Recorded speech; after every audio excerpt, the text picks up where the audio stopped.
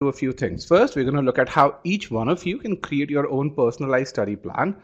The second thing is, once you have your study plan, we're going to look at how do you execute on that. So depending on what your starting points are, how do those starting points determine what you study and how you go about studying that. So someone starting the 30th percentile and someone who's starting at a 60th percentile, even though both of them probably need to study SC, but where they need to focus on with regards to their study is going to be very different.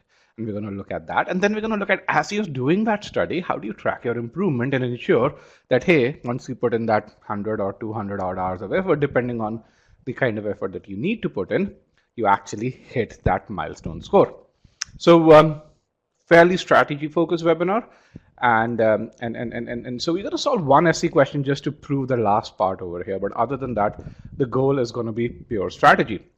But if you want to do some learning, we have about 30 odd free video lessons in our free trial, about 250 odd practice questions in our free trial. You're welcome to do that. You're going to find amazing solutions, very detailed solutions with those. And by the way, you'd be able to practice those questions with a whiteboard. We also have some upcoming free sessions. We have a free quant workshop that's tomorrow. Think of this as a proctored mock test in which we tell you an estimate of what your quant score is likely to be, and then we tell you where should you focus your energy to get to your target quant score. So we'll tell you you're at Q42 and you need to focus your energy in algebra and in these things in algebra, in word problems and geometry and very specific areas as to where you need to focus your energy. It's a fairly analytical exercise overall.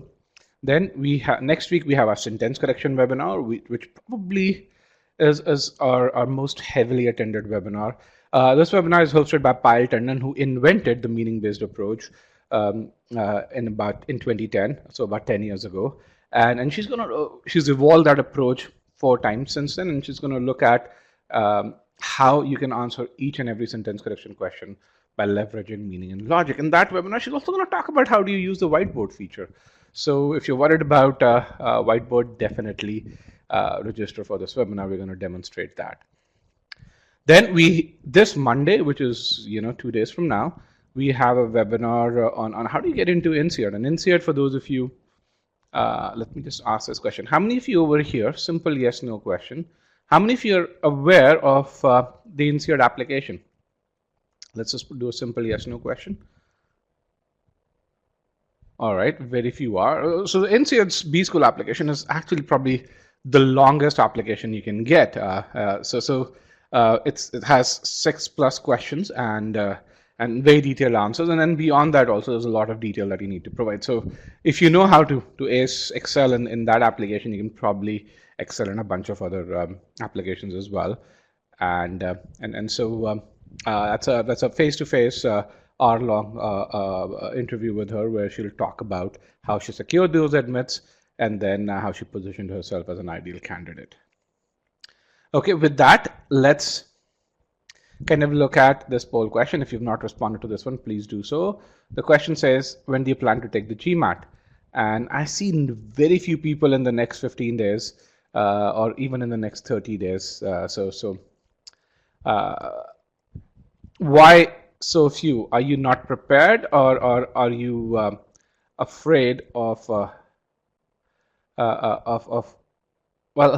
are you afraid of the online GMAT? Let me actually put in a poll question.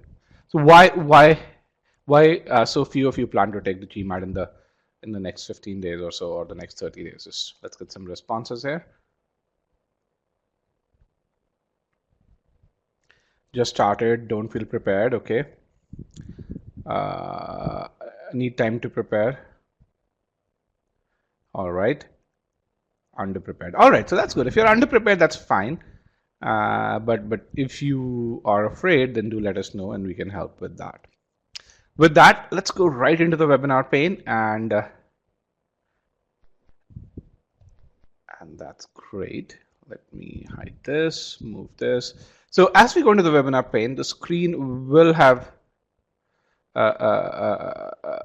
changed for you, and you should be seeing when do you plan to apply. Now, let's get a few more data points over here. So let's get at a point as to when are you planning to apply to B school. So the choices are R3, R4 of 2020, that's before the 1st of June, R1 of 2020, which is September of 2020 or beyond that, and R2 of 2021. Let's get data points over here. Okay, let's get a few more data points. And this is really good data. What you really see is R1 of 2020 is when a good chunk of you are planning to apply, and very few are planning to apply in R3, R4 of 2020, which is before the 1st of June. And for those of you who are planning to apply in R3, R4 of 2020, this just shows you are a part of an exclusive group. If you get a good GMAT score, very good chances of admit, very good chances of securing a scholarship. And we're going to talk a bit about that over here. Then let's kind of talk about something else. So how many of you are planning to take the online GMAT? Let me put in a poll question. So it's a yes, no answer. If you plan to take the online GMAT, or which is also called the GMAT at home. Let's get a few more responses before I broadcast results. So about 38% of you, or 34, 35% of you are planning to take the online GMAT. About 400 odd students in the webinar right now. So this is good representative data.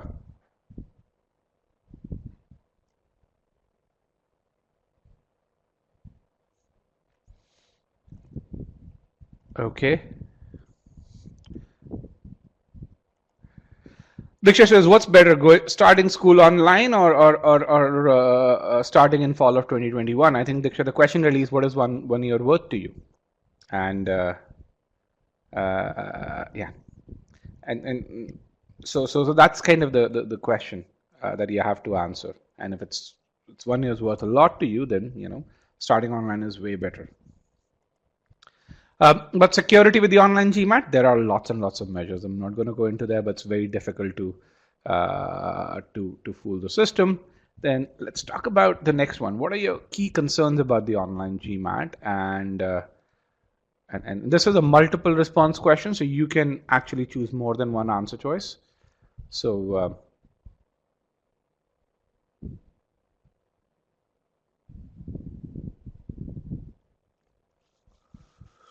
let's say the question is, what are your key concerns? Let's get a few more responses. 3, 2, and 1.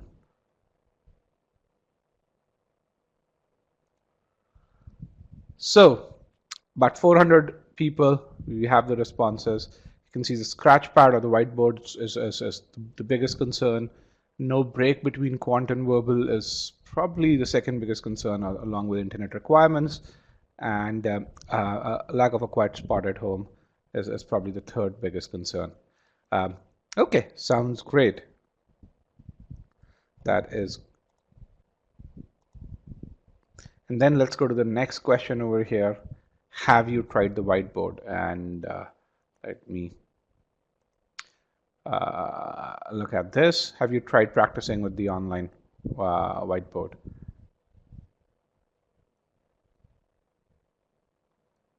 Let's get a few more responses. 3,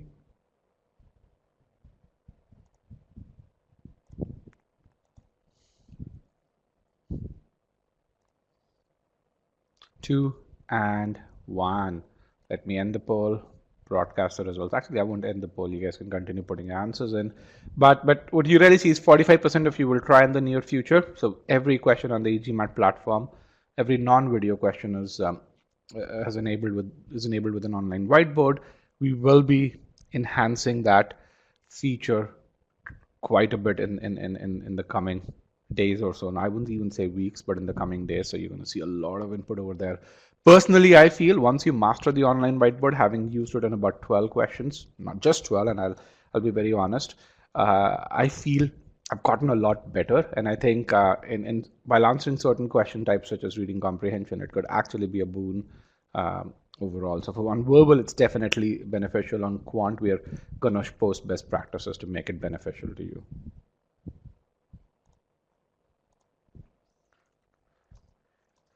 So with that, let's kind of move forward to the core of this webinar. And for those of you who want to know about the online GMAT, I'm going to share a video which you guys can really look at and look at it.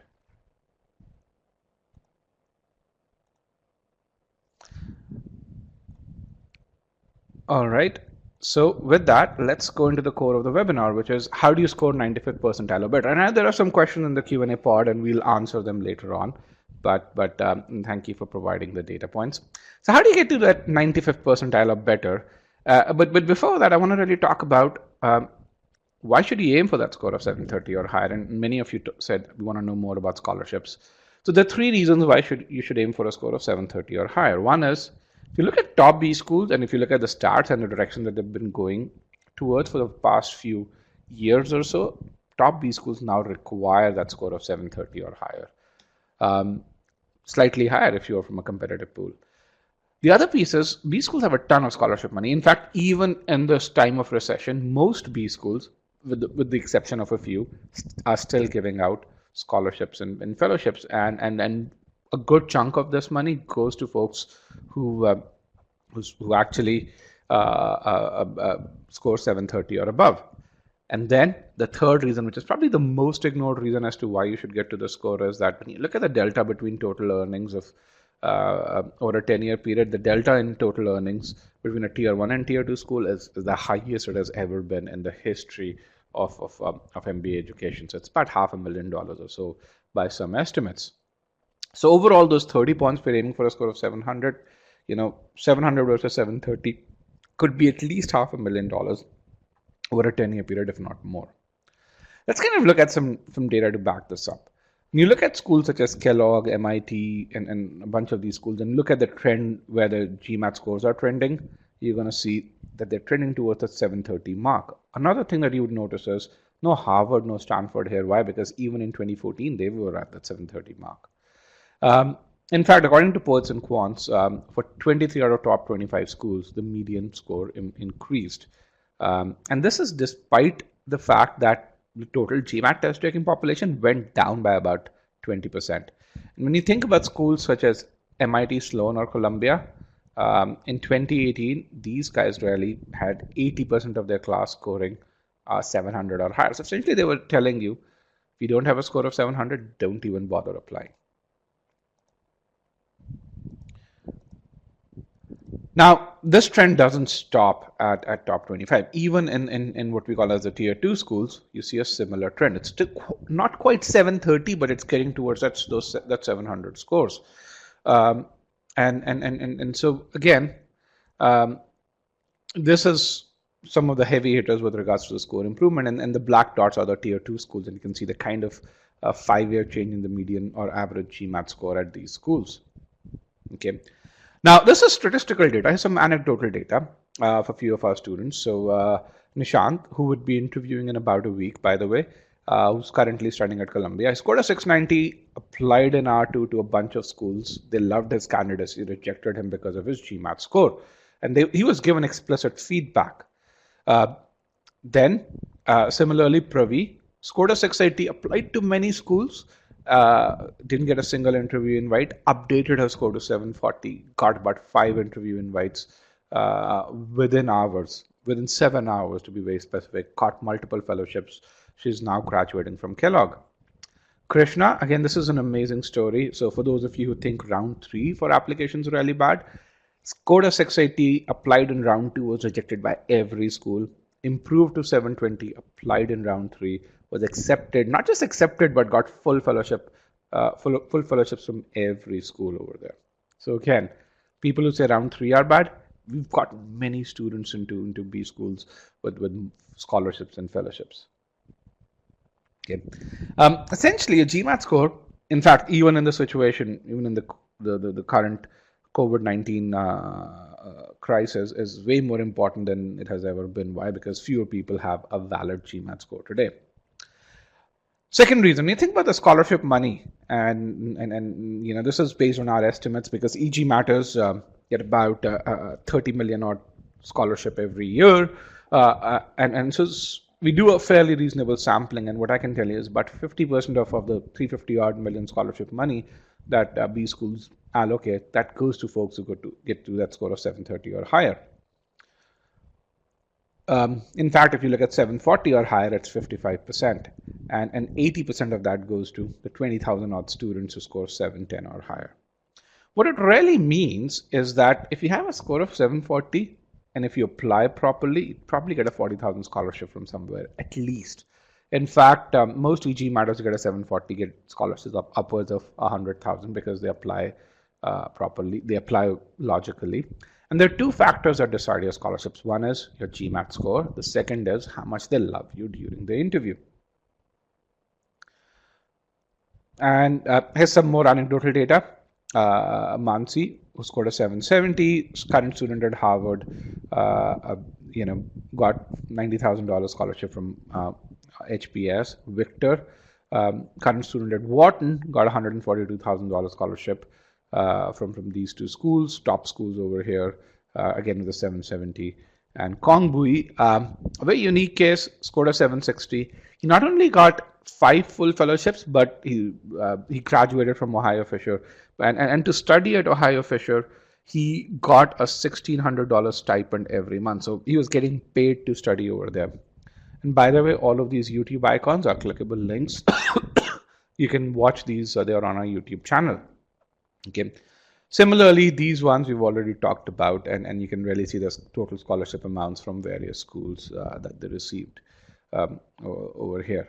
Again, you can watch their interviews as well. Here's another example, and we've seen a few more examples like this. So Ayush, who scored a 750, current student at Columbia, he scored a 710, applied to Ross in Columbia. He interviewed with Ross in Columbia, and the interview went really well. But despite that, he was waitlisted. So he reached out to these schools and said, "Hey, it seems we really clicked during the interview. What just happened? And why is it that I don't have an admit?" And their feedback was, your GMAT score isn't enough, which means the 710 wasn't enough. So he didn't even apply again. He improved his GMAT score from 710 to 750, just resubmitted the improved GMAT score, and his wait list converted from he converted his wait list to a scholarship, not just an admit, but a scholarship. YouTube links not clickable. Okay, I'd be happy to share the YouTube link to the channel.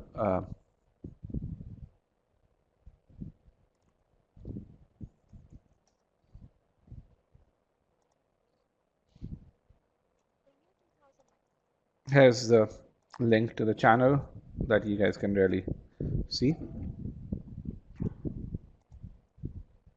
And now, coming to that third reason, here's a quote by John Furrow, the former admissions director at Ross. He said, someone with a 770 is way more likely to get a financial reward. Why? Because the B schoolers wants to buy that high GMAT score. The third reason, probably the most ignored reason, which is the delta in total earnings. And to do that, I'm going to share data between two schools. One is Babson, which is a school that I went to. I had a full ride, and MIT Sloan. Now, the reason why I took these two schools is because both these schools are 20 miles apart. So essentially, someone who's graduated from Babson and MIT, they have access to the same set of opportunities from both schools. Now, you can see the delta in their median starting salaries is about 96,000, about $40,000, 96 versus 135. The delta in median sign-in bonus is about 20 grand. Overall, when you think about the first year earnings, it's about $60,000 worth of delta. Now, this is 2018 data. The thing which is there is when I graduated from Babson, this delta over here wasn't as high. Babson was still at 95,000. But MIT was at 115. So what has happened over the last 10 to 15 years is essentially the median salaries at top B schools have continued to go up. Tier 1 schools has continued to go up, but at Tier 2 schools, those salaries have not gone up as much. So graduates from top Tier 1 schools are considered to be way more valuable by hiring managers. So if you consider the delta to be about 45,000 and multiply it with a factor of 10, the average delta comes to about 450 grand. Delta means the difference, by the way.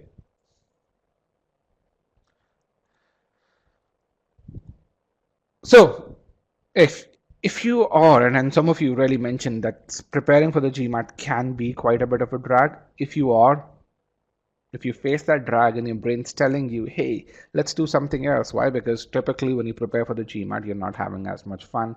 Tell yourself those 30 points could be $500,000 of money. And trust me, the investment that you do in preparing for the GMAT is probably going to be the highest investment, the best investment you'd make in your future, the highest ROI investment overall.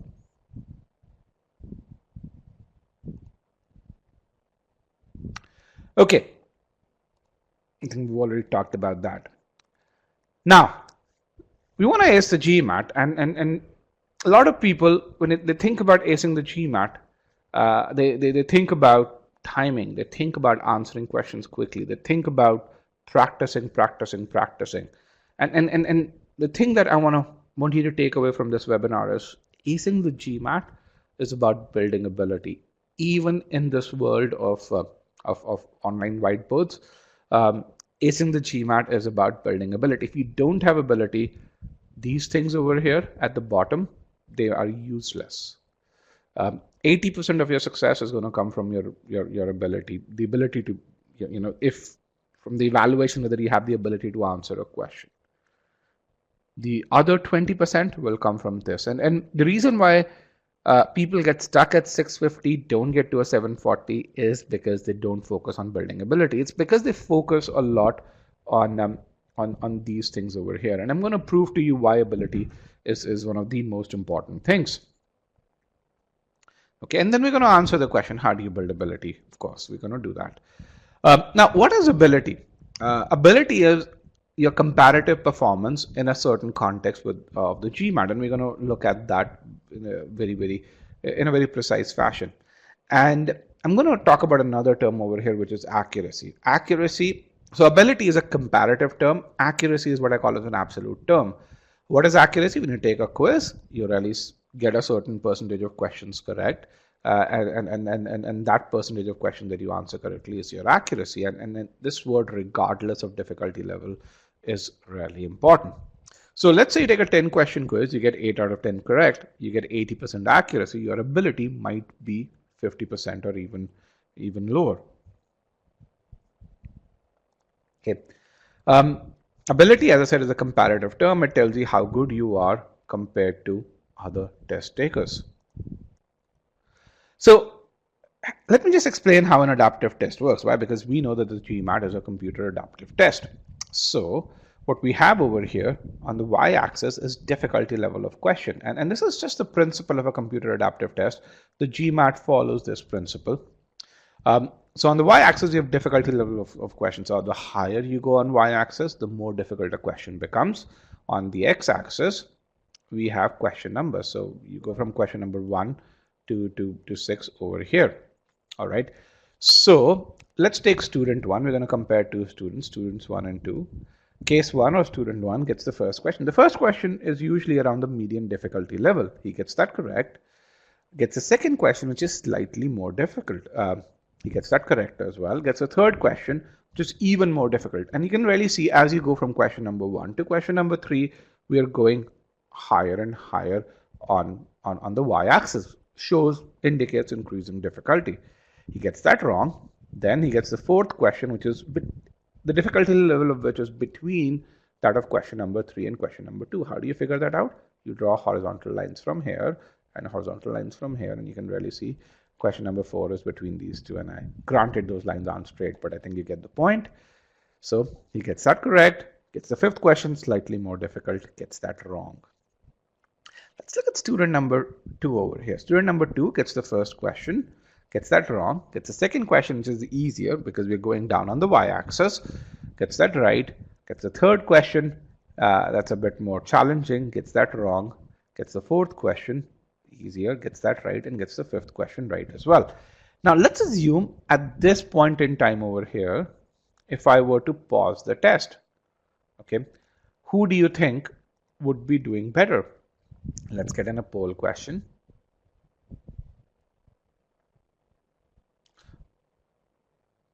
Sorry about that.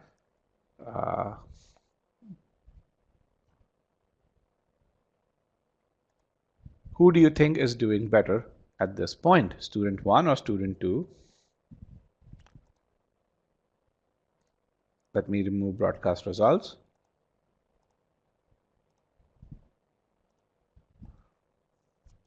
Okay, we have about 240 responses out of 460 odd students here.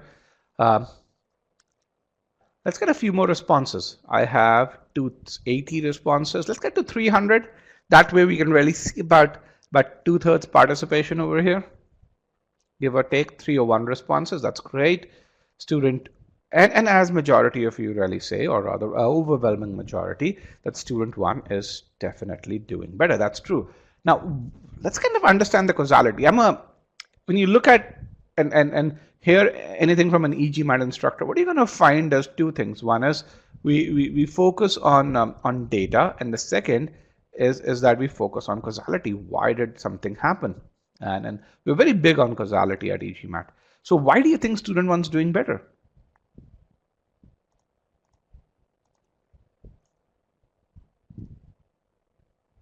Why do you think student 1's doing better? Okay, what's the cause? Okay, let's get at least 50 responses.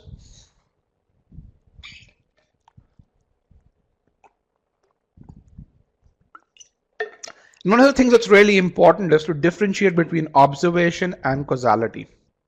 Okay, and so what you see is many of you have said got the first few questions correct. That's an observation. It's a correct observation. It's not the cause.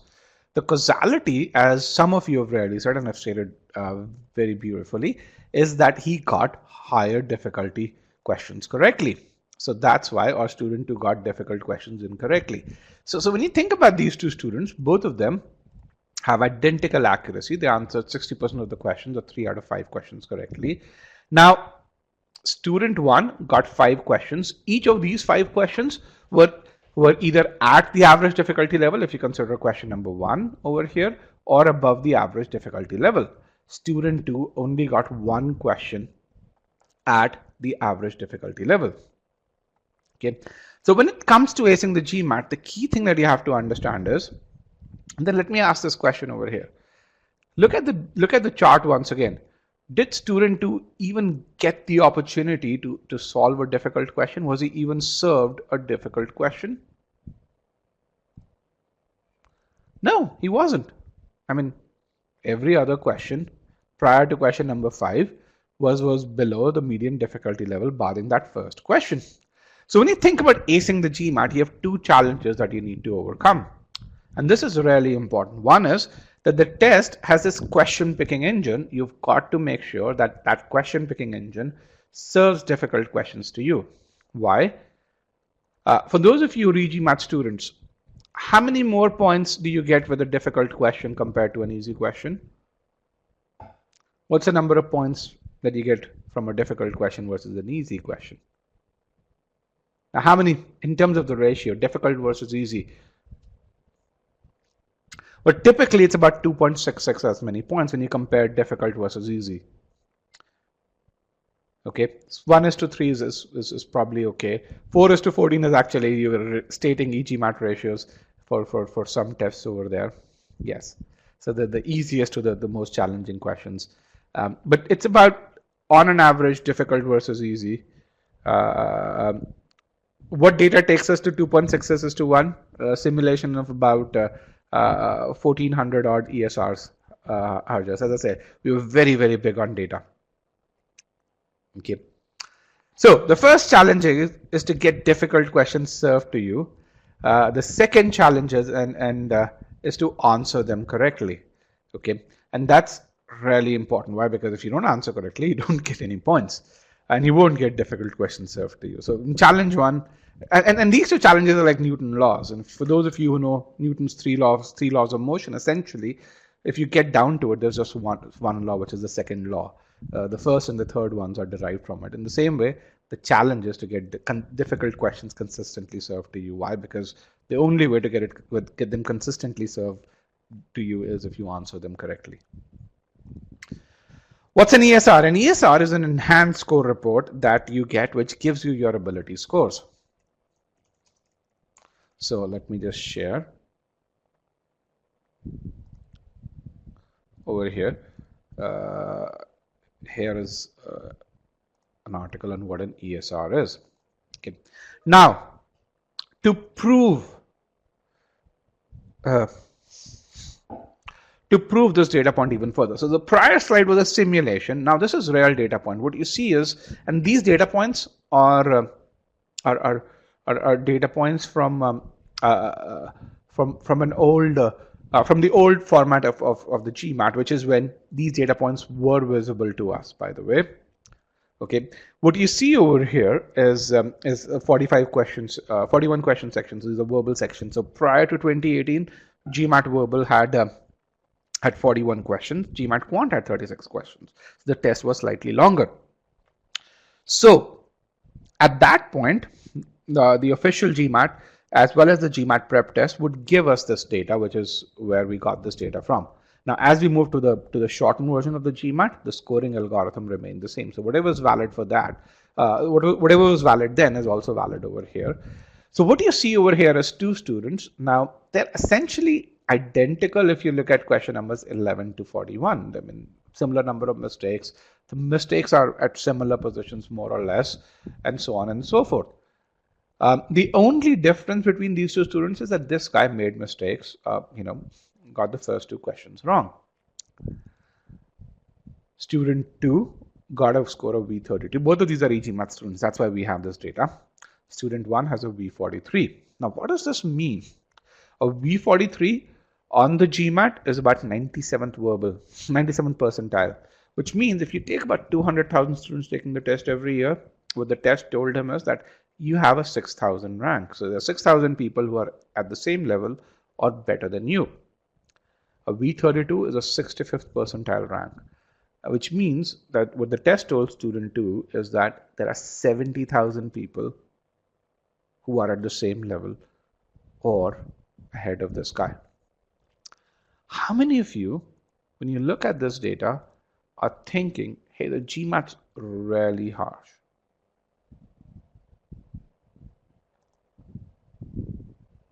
How many of you are thinking, man, this is harsh?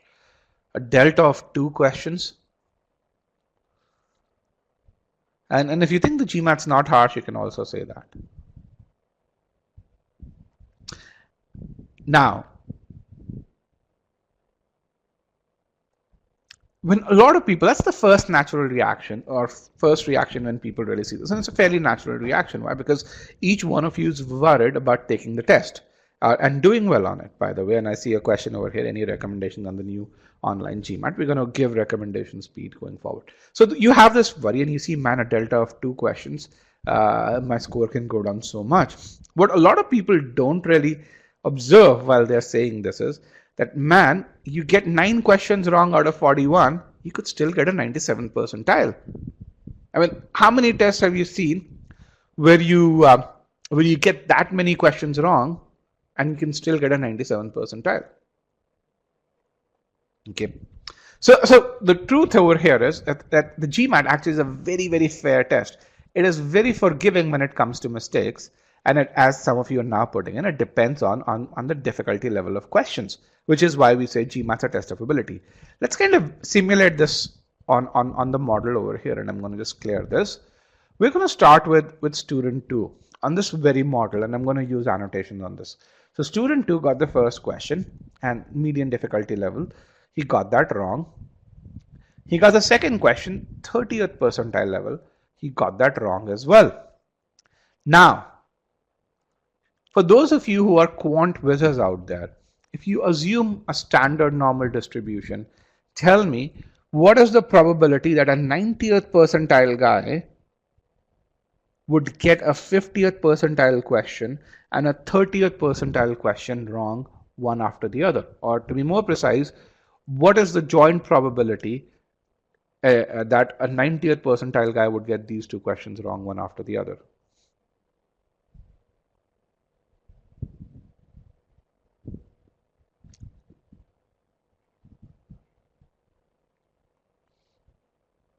Yes. If you do the math with a standard distribution model, with a standard normal distribution with a reasonable standard deviation, you're going to find that probability is less than 1 in 10,000. Less than 1 in 10,000. Okay. That's something which is going to be very, very hard. So at this point in time, and again, stay with me over here, if that probability is less than 1 in 10,000, at this point in time, the test is not incorrect to think that, hey, this guy is not a very smart guy. Okay, so he gets the third question is a 15th percentile question. He gets this right. The next question is a 20th percentile question. He gets this right. The following question is a 30th percentile question. He gets this right. 50th percentile, 60th percentile, and so on and so forth. Now, on the other hand, student 1, by the time he answered the fourth question, was already getting 700 level questions. And remember, what did I tell you about the delta between an easy and a hard question with regard to the number of points? It's huge. Now, by the time this guy started answering difficult questions, he started making mistakes again. Okay, and so the thing which is there is, because GMAT's a test of ability, the guy didn't have the ability to get to a 95th or 97th percentile on verbal. Both of these are e-GMAT students. These were their GMAT prep scores. Both of them got scores very, very similar to these on the actual test. Our student 1 got a V44, which was 98th percentile. Our student 2 got a V35, which at that point was 72nd percentile. So you can really see the GMAT prep estimate was fairly similar. Now, these two students, when you think about them, you look at them as two different accuracies that are very close to one another. That's not how the GMAT looks at them. Okay, this is how the GMAT looks at them. It measures their ability in SC, CR, and RC, and you can really see when you look at them through a lens of ability, these students look very different. Can you see this? If you look at their ability scores, they're very, very different students, right? And so the GMAT doesn't care about your accuracies. What it cares about is when it's measuring abilities, which is, hey, how do you score on SC versus CR versus RC compared to all the other test takers who've taken the test in the last 24 months? That measure is a measure of ability, and it puts you on that scale. By getting these scores, ability scores, it computes a verbal score for you and a quant score by getting the corresponding abilities. Okay. What is SC, CR, and RC? SC is sentence correction, CR is critical reasoning, and RC is reading comprehension. These are sections within the verbal, or we call them subsections within the verbal section. And to get some more clarity, what abilities does the GMAT measure? The GMAT measures, a quant and verbal ability. So when you really say, I want to go to a score of 740, what you're really saying is, I'm going to score a combination of a certain quant ability and a certain verbal ability. Now in quant, there are two subsectional abilities that you really get. One is in arithmetic, the other one is in algebra geometry. On the verbal side, there are three subsectional abilities that you get, one each in sentence correction, critical reasoning, and reading comprehension. So essentially, the beauty of this test is, if you hit these ability scores at the bottom, where we have ticks over here, you will be able to hit a certain GMAT score automatically. That's just an outcome here. This score out of 800 is an outcome of these subsectional abilities over here. Okay, so how does scoring work on the GMAT? The official GMAT has 5 independent engines, and essentially these 5 abilities are calculated independently, and you can see those abilities. When you combine these abilities, you get a certain score out of 800. Okay, and a few of you I can really see can't see the presentation. I'm going to share the PDF with you over here. But I think you should probably now, are you guys seeing this? When you think of your GMAT score, ask yourself, what abilities am I aiming for? Let me just put in the poll question. Can you see this? Can you see the slide right now? All right.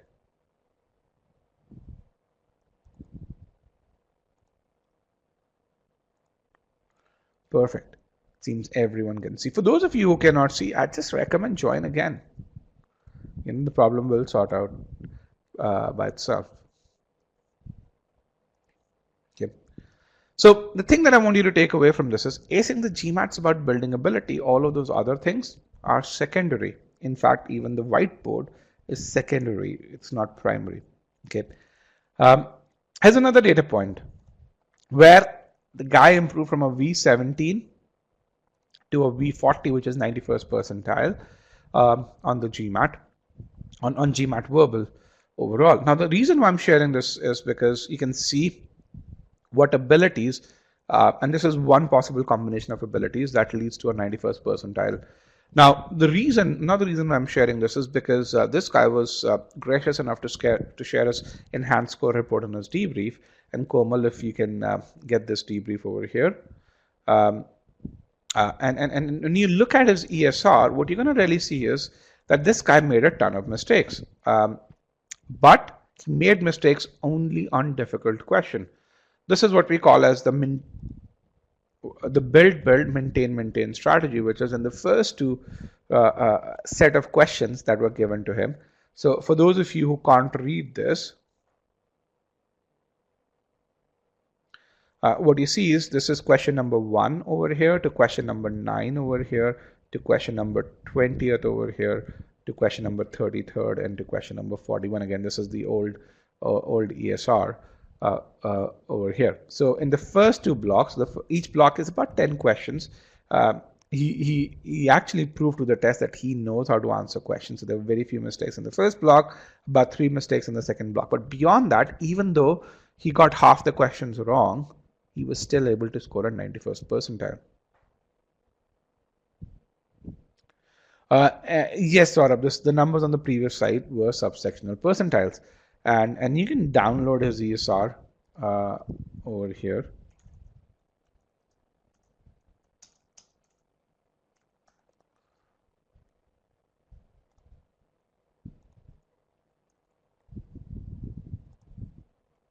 Here is the debrief of the above student. It should be appearing in the Q&A pod. And if you Google from 520 to 710 with GMAT Club, you should be able to get that as well.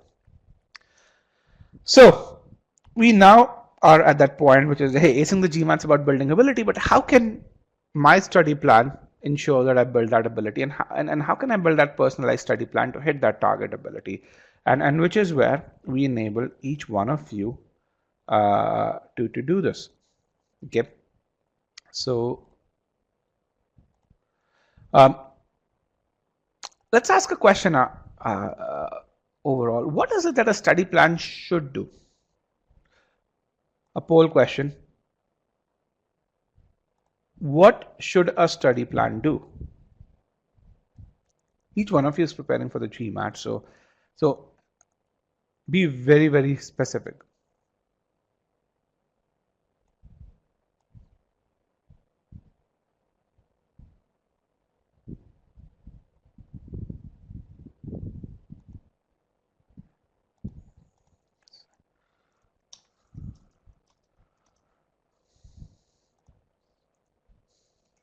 Let's get a few more responses.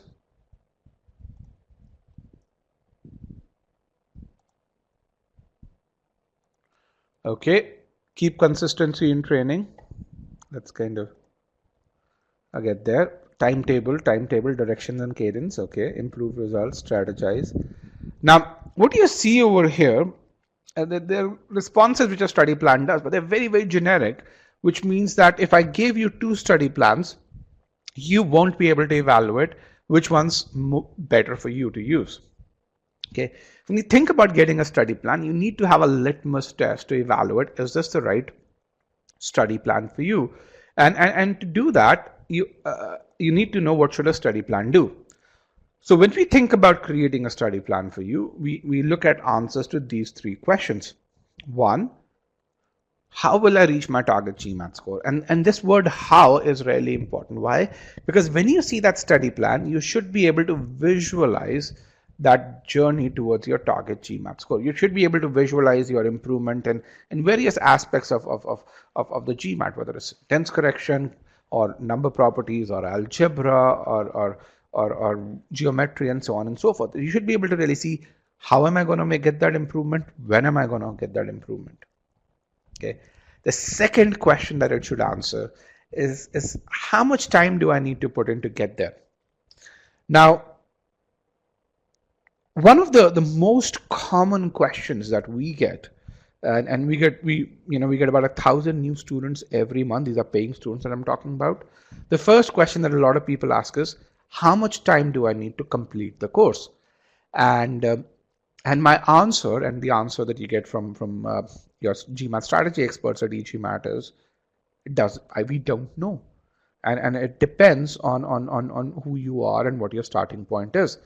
We've had students who've taken our course and improved in 14 days, and we've had students who've taken 2 years.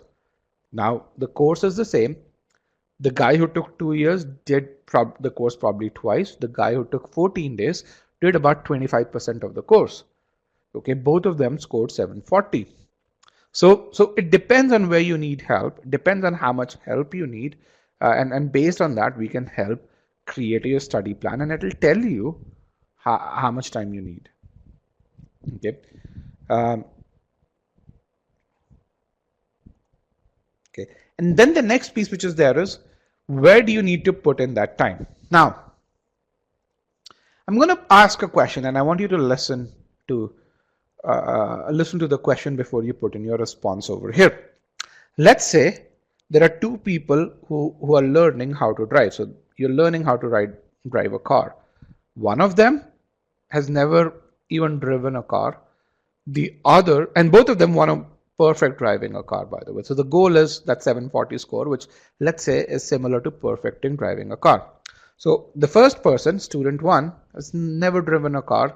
Student 2 knows how to use the steering, knows how to use the brake. Okay. Do you think when they go into the next hour of driving, they're going to be doing identical things? No. Student 2 already knows a few things, and he shouldn't be repeating those things. That's wastage of time. Student 1 will need to start from scratch. And this third question, where do I need to put in this time, is the answer to that. Why? Because you take a source and you start studying from scratch, it's wastage of time, and you actually get frustrated. Not demotivated, but frustrated. But how many of you ask this question when you're studying using a resource? Hey, am I putting my time on the right things? Is this where I need to get started from? Based on what I have seen, very few of you do. Okay. Because I see the behavior of students on various platforms. This is start from the scratch.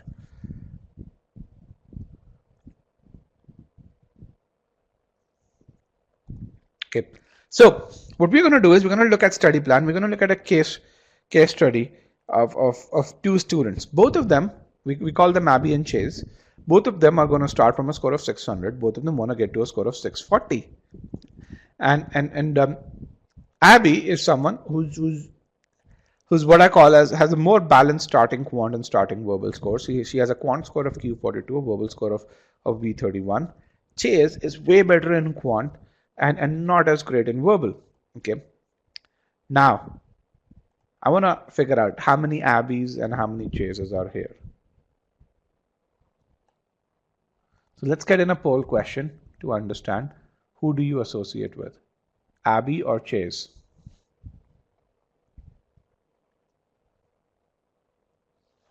So are you relatively stronger in quant or are you balanced in both quant and verbal? I have about 410 students. Let's get to at least 300 responses. Who do you associate with? Do you associate with Abby or do you associate with Chase? I should have had a third choice which says neither, in case you don't associate with anyone else, with either one of them. All right, about 250 responses. That is good.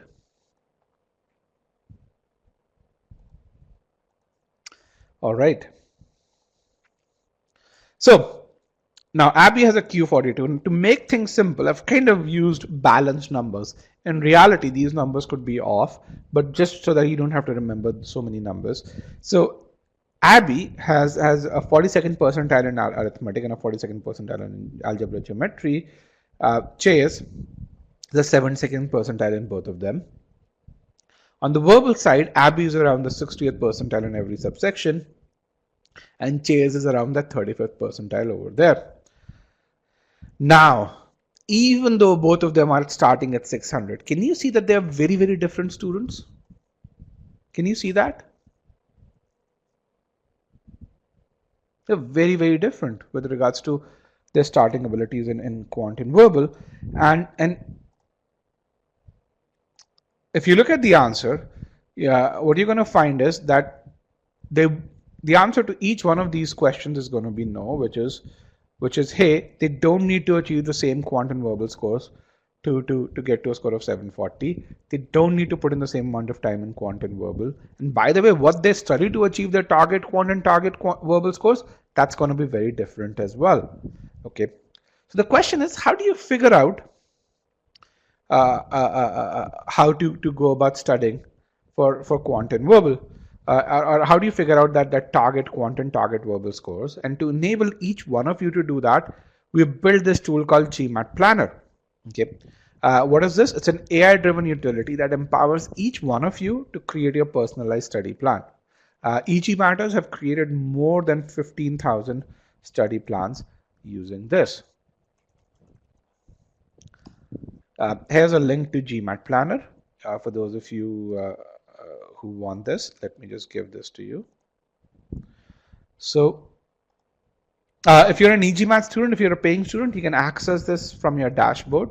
You don't need to schedule anything. If you're a registered user, you can go and schedule something from here.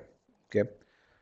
So when you look at this GMAT Planner, and this is a screenshot from GMAT Planner, and we are focused just on Abby over here. What GMAT Planner tells her is, hey, to go from a 600 to a 740, you need to go from a Q42 over here to a Q48. All right. So going from a Q42 to a Q48 means that he has to improve his abilities in arithmetic and algebra from a 42nd percentile to a 65th percentile. Okay. Similarly, on the verbal side of things, he has to go from a V31 to a V42, and you can really see the abilities over there. This is purely right away from GMAT Planner. Okay. Now, then it tells you how much time do you need to improve. And I'm going to just zoom this in over here. This also is a screenshot from GMAT Planner. And while giving this time estimate, it tells it takes into account the amount of time Abby is willing to put in studying. So what you see over here in that Abby needs to put in about 2 weeks in SCCR and RC, about 1.1 weeks in arithmetic and algebra. Okay. Now then this is Chase, and again you can see it's Chase over here. Okay, Chase needs to go from a Q49 to a Q50. Okay, and then from a V23 to a V40. Now you may say, hey, V40 and V42 look very similar, but they're truly not. You know, a lot of people get to a V40, a fraction of them get to a V42. Okay, so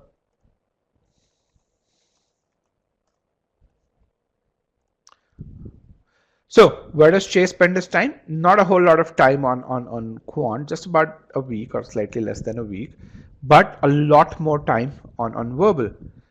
Now, just to summarize this, you know, this data over here, Chase is aiming for a Q50 and a V40. Let me just make sure we cover this.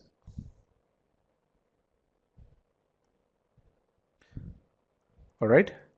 Uh, Abby is aiming for a Q48, and similarly, you can see the delta in the quant and verbal scores. But that's not the big difference. The big difference is how much time does Chase need to get to a Q40, and how much time does Abby need to how much time does Chase need to get to a V40 versus how much time does Abby need to get to a Q48. And what you see over here is that Abby needs to spend twice as much time as Chase does when it comes to quant, and you can really see this over here.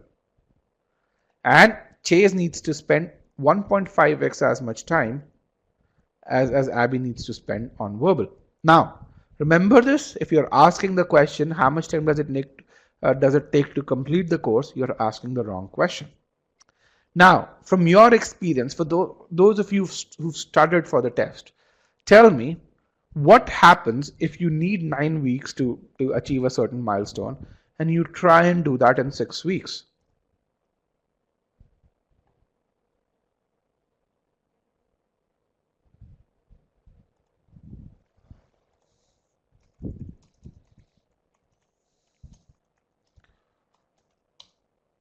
Okay, what happens?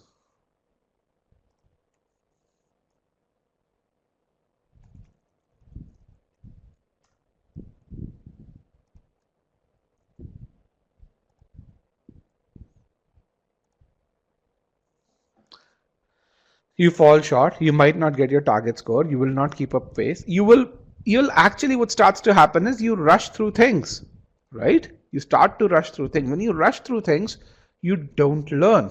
And then you essentially might not even hit that 700. Forget about hitting that 730. You might not even hit that 700.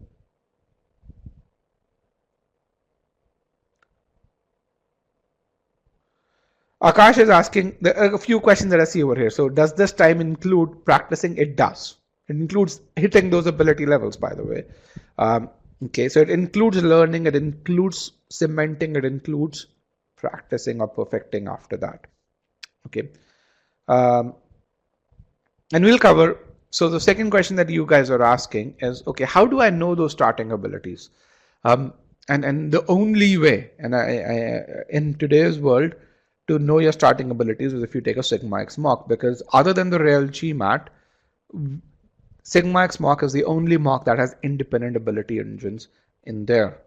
So if you look at any other mock test, you won't get your ability scores. But if you look at your enhanced score report, you get your ability scores.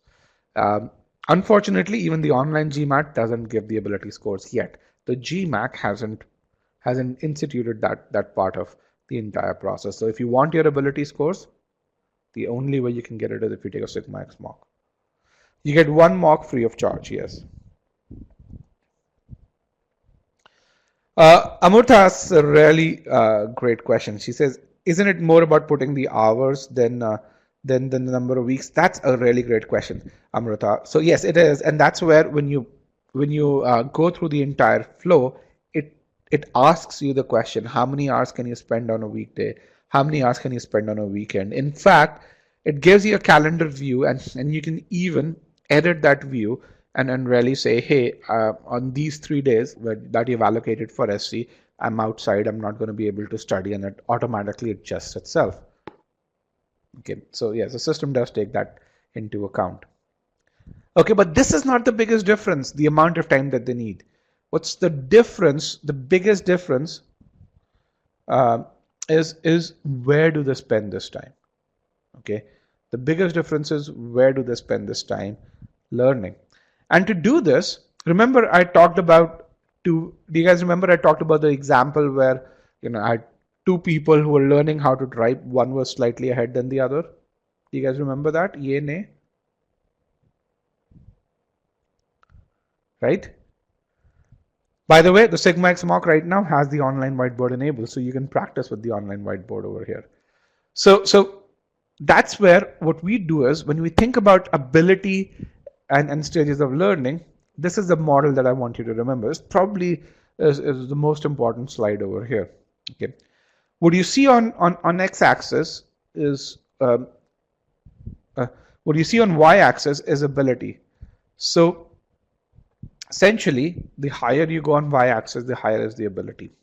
Now, when you learn concepts, you hit about 25th percentile ability.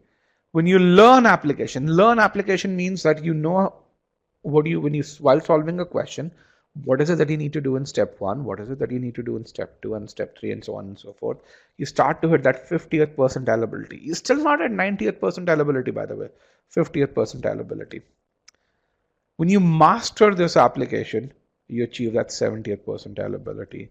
And then when you refine to perfection, that's when you hit that 90th percentile ability. And then once you start to hit that ability, you only have to maintain your performance. Okay. Now, let's kind of ask a question. Where do you think you need to practice? In which stage? To go from which stage to which stage? You need to put in practice.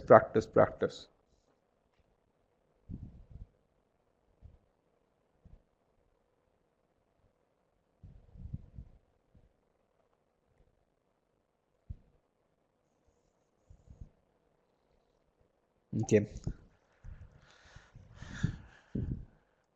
Let's kind of make this a bit more interesting. I don't have a poll question, but I'm going to create one. So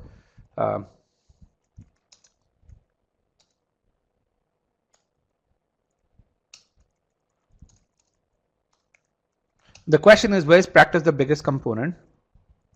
And I'm going to put in percentile.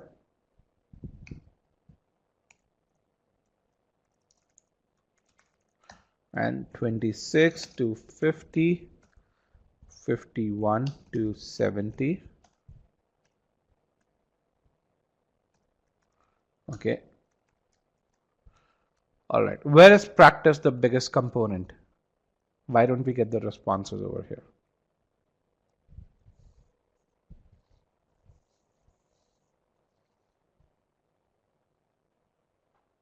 And again, there's no question mark. I just made this question. I wanted to be quick rather than be precise. Where is practice the biggest component? Let's get those responses in. Let's see how many responses do I have over here. 217 responses. That's great. 71 to 90, 51 to 70. So the wisdom of the group is absolutely perfect. The practice is the biggest component in that 71 to 90 group. When you are in that 0 to 25th percentile, 26 to 50th, you can't get there by practice. You need to focus on learning. 50th to 70th, 51st to 70th is when practice starts to become important. 51st to 70th is practicing, but with a super heavy focus on analysis. And Payal is going to join us in about 10 minutes and she's going to demonstrate that. And 71st to 90th is where practice makes the most sense. But if you have done things right, that should be probably about 50 questions, no more than that. But you can really see where you need, at which stage you need to practice. But tell me one thing, is that how we behave? Don't many of you just blindly practice with the hopes of improving? Right? Most of you just practice. And which is where you don't improve. And that's something, you guys know this. What I'm telling you isn't rocket science. I'm just making you realize what you already know. And that's really important. Okay. Now, remember Chase and Abby? The various stages. What you see over here is Abby's starting percentiles are there in bracket. Now, given what we know about this model, where do you think Abby spends her time? In which stage does she spend her time? No. What are the stages? You see, learn concepts and methods, master application. Where does Abby spend her time? She spends a good chunk of her time in mastering application. So those 2 weeks that she had in SC, a good chunk of her time would be spent on mastering application and refining to perfection. She's not going to go and study the concepts. She's already at a 60th percentile, right? If she were to join an e-GMAT course, We will have a very specific study plan for her, which we call as revision B, and so that she gets the most out of her time that she spends on the platform. When it comes to quant, what will she do? Where would she focus? She's at 40th percentile, so she's going to focus on learning concepts and mastering application. She doesn't need to focus on refining and to perfection. She is not aiming for a Q50. Okay. How many of you have a map like this for your own study plan?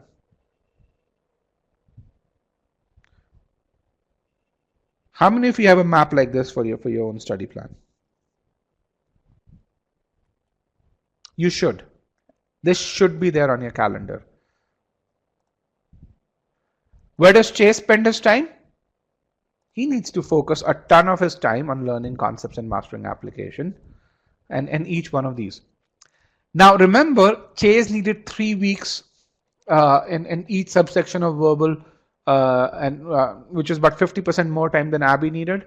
Do you now see, when you see this map, why is it that Chase needs 3 weeks versus 2 weeks for Abby? Can you see this?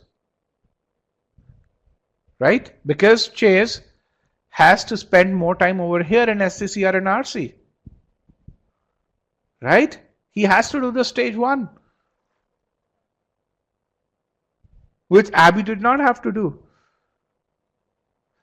And why is it that he doesn't need a whole lot of time on quant? Because he only needs to refine to perfection. So again, what he studies, he probably is just practicing. He doesn't need to learn application. He doesn't need to master application. He's already there. Now, one thing which is not there in this is the role of analytics, which can even help you get to that mastering application and refine to perfection even faster, which is where a Scholaranium platform there is really important.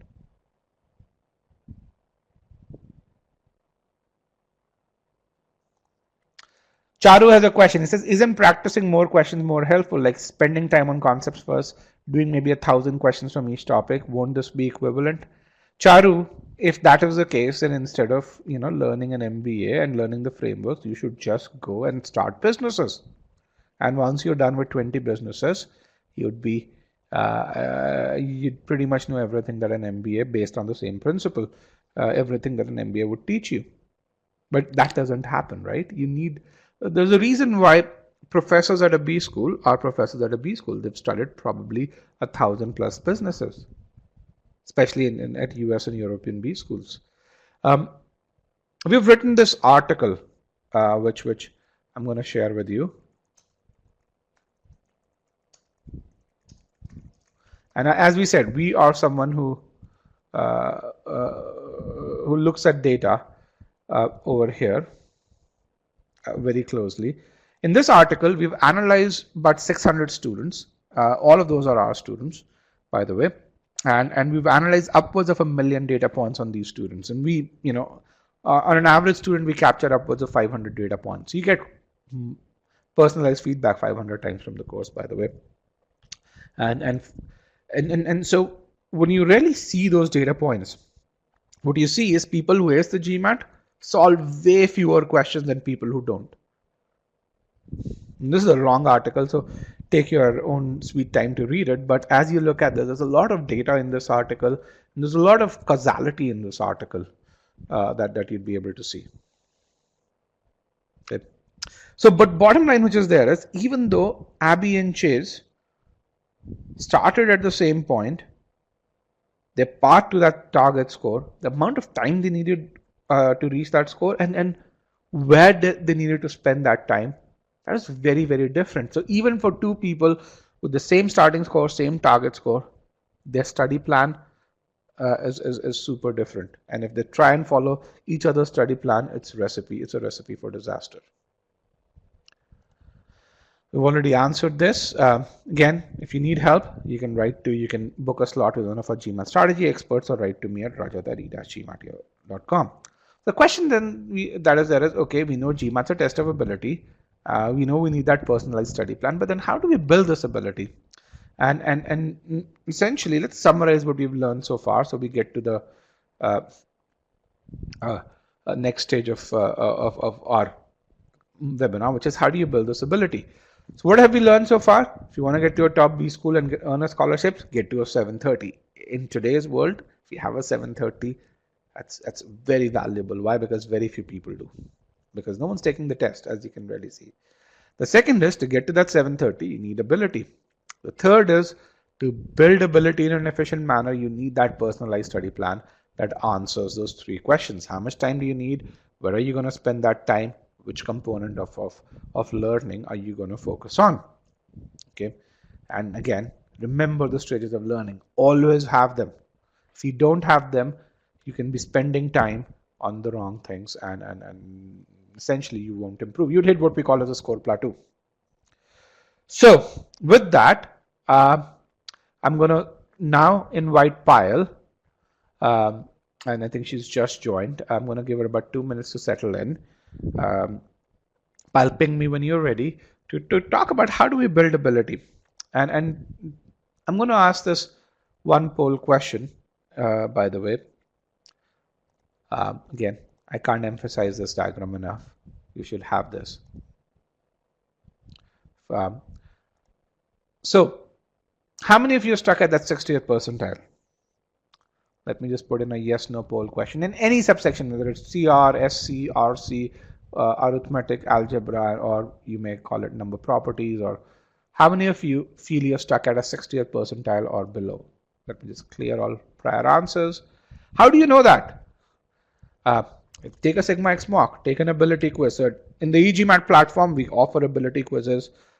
In fact, we offer one ability quizzes in each of these 5 subsections. Actually, we offer 5 ability quizzes in quant and 3 in verbal free of charge. If you're a paid student, we offer about 40 ability quizzes to you, at least 40 ability quizzes. Okay. So, okay. Payal, let me know when you're ready.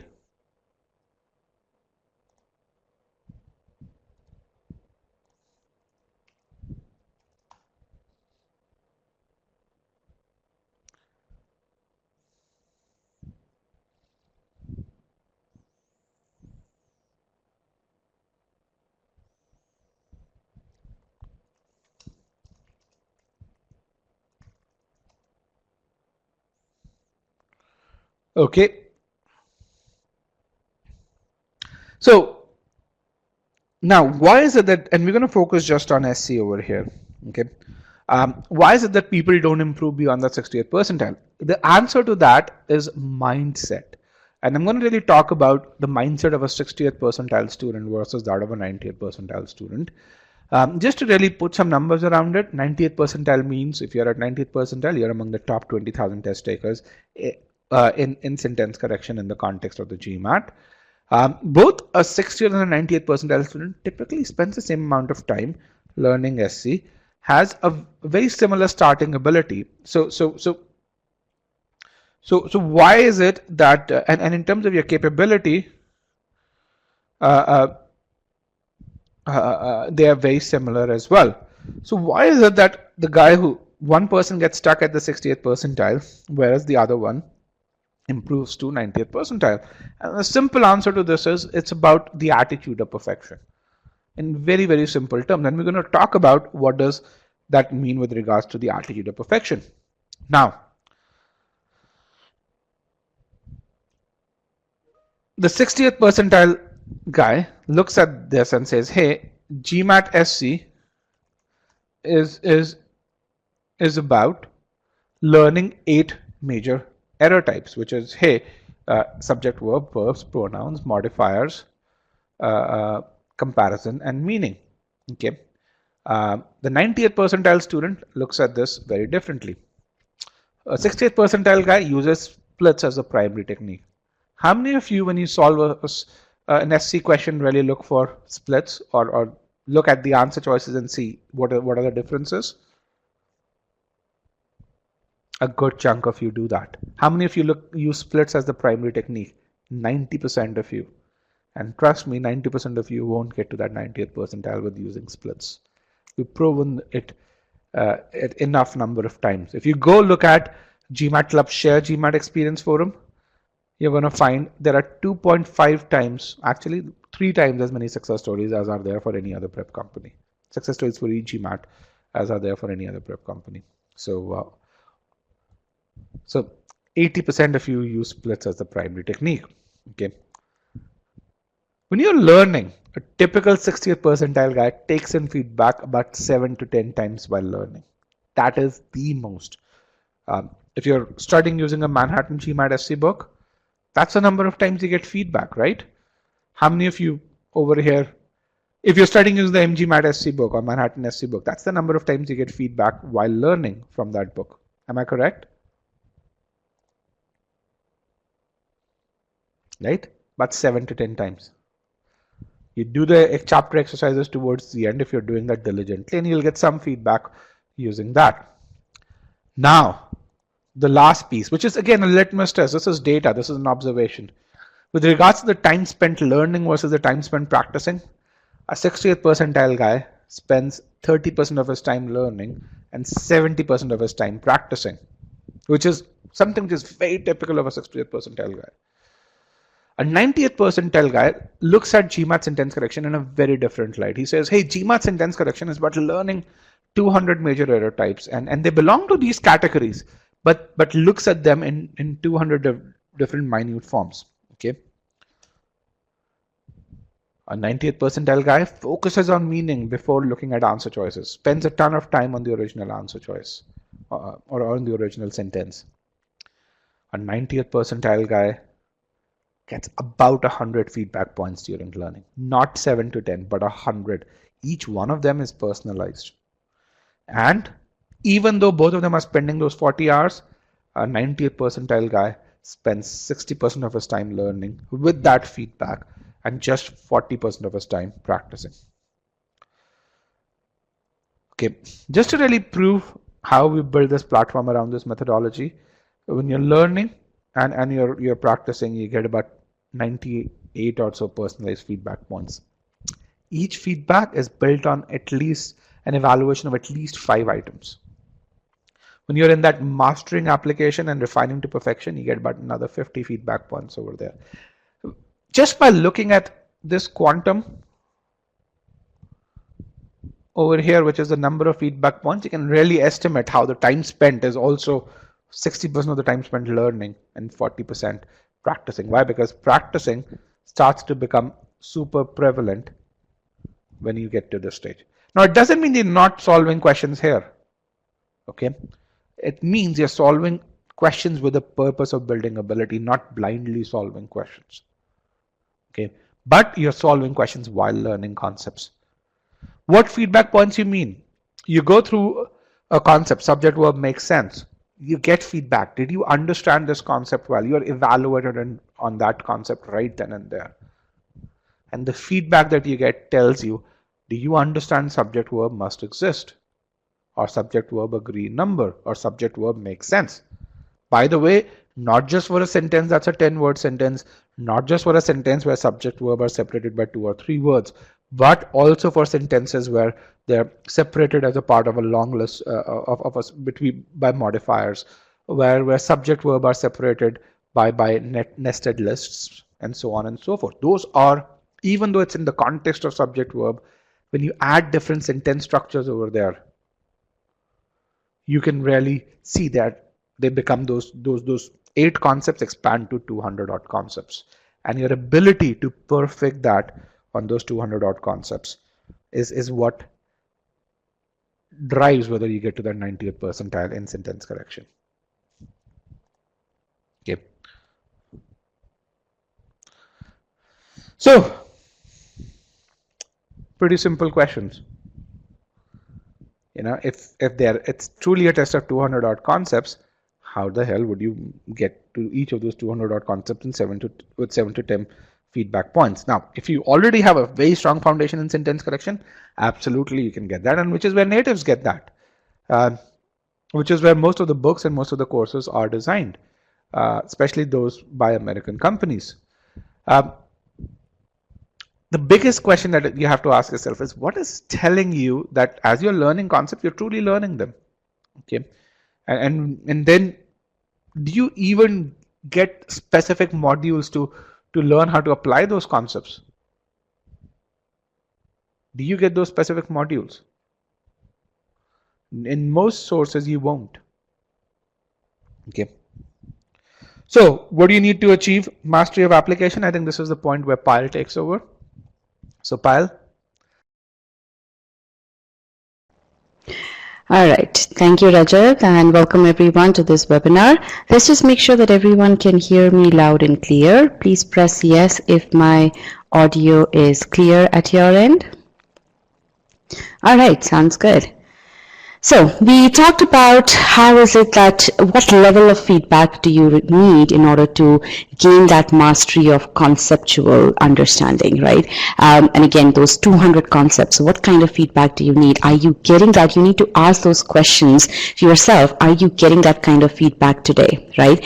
Now, once you gain the mastery of concepts, the next thing that you need to think about is, and concentrate on, is how do you apply those concepts so that you can solve sentence correction questions or any kind of question and get to that 90th percentile. Now we are talking about sentence correction questions all this while, so I'm going to carry on with that same concept. Now, in order to achieve that mastery of application, there are three things that you need to accomplish. The first one is you need to learn a step-by-step method that you need to use to solve each and every question in that particular section. Okay. Now, many a times, and the statement that I'm going to just make it. The statement that I'm going to make, I want you guys to say, to tell me whether you agree with that statement or not. What you look for in a subsection is, for what kind of question, what kind of method do I apply? How many of you look for that? Whether it's number properties, whether it's sentence correction, critical reasoning, you look for the question stem and then you think about, okay, this is the question stem, so this is the method that I need to use. Or this is the question stem, this is the kind of the question, so I need to utilize this other method. That is an absolute no-no. Why is that the case? Because your precious time should not be spent in figuring out what method to utilize. Your test is a timed, you are in a timed environment, right? So when you're looking at the question, you shouldn't have to think about what is the method that I need to utilize. And that's one of the primary reasons why you need to have a very solid method that you apply across the board, no matter what the kind of question is. Okay, if it's a sentence correction question, you need to know that this is the three-step process that I need to apply. If it is a critical reasoning question, you need to have mastered the pre-thinking process. And that is the method that you need to apply. It doesn't matter whether the question is easy, whether the question is difficult, or the kind of the question stem. All that matters is that one consistent process that you have learned and you have mastered while you're preparing for the test, and that is the method that you apply when you are in that timed environment of the GMAT.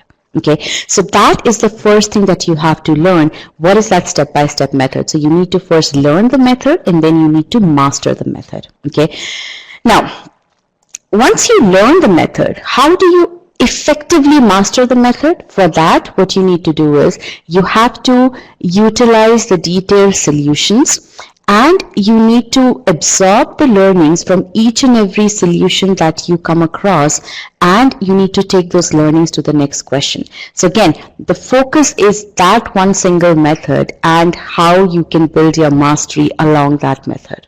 Okay, that is the focus. Now, how do you know whether you are going in the right direction or not? How do you know what is it that you need to do? What are the remaining things that you need to do in order to achieve that mastery? You need feedback for that. Okay, the way you need feedback to figure out where your conceptual gaps lie, the same way you need feedback to understand the gaps that are there in the application of the method. And that is all of these things, the method, the detailed solutions in order to gain that mastery, and the feedback that tell you that, okay, are you headed in the right direction? Or if you're not headed in the right direction, this is what you need to focus on. All of these things are critical components of achieving mastery of application. Okay, so Let's first explore the method, okay? And again, we've been talking about sentence correction, so we're going to take up sentence correction question for demonstration. Now, Rajat already asked you all this question. What is the method that how many of you utilize the splits method? Now, splits method is nothing but, just identifying similarities and dissimilarities in the answer choices, and then, defining your strategy based on that. Okay, this is the similarity. Does this similarity seem correct? So can I accept, should I accept these set of answer choices, or should I reject these set of answer choices? How many of you utilize that kind of method today to solve sentence correction? When Rajat asked this question, about 99% of you said yes. So again, majority of this class utilizes this method. And so what I would want you to do is, I can tell you that this method doesn't work, okay, but that's okay. This is the method that you've been using. So I want you to apply whatever method you've been using till now to solve the question that I'm going to show you, okay. So I'm not going to time you because I don't want you to be under any timing constraints right now. But when about 50% of the class has selected the answer, I'm going to give you a 15-second or a 30-second warning, okay. So I want all of you to click on still solving. That way I know how many people are actively solving the question. All right, upwards of 300 people. So let's get this number to at least 100. I know at least 100 of you would be ready with your pen and paper to solve this question, or your online whiteboard, whichever works for you right now. Okay, let's get this number to 100. It's a very interesting question. You would have an experience solving this question. I can tell you that. I'm going to show you the question. Just hold on one second. I want this number to get to 100. All right, I won't let you guys wait anymore. There you go. It's a completely underlined sentence. Solve the question, select the correct answer, select the answer that you think is correct, and then I'll be back.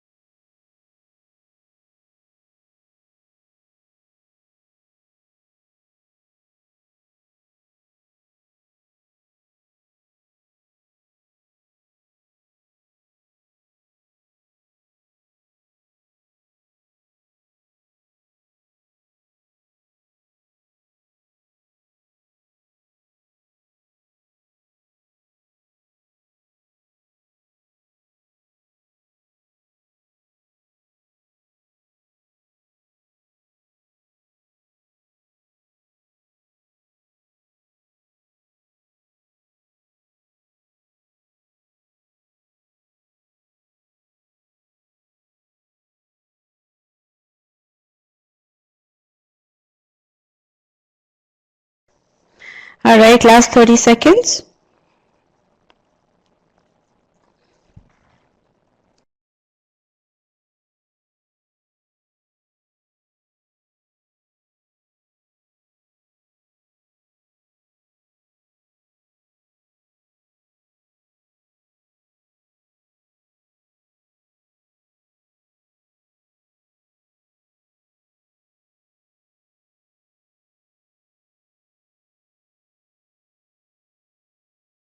All right, I'm going to end the poll now.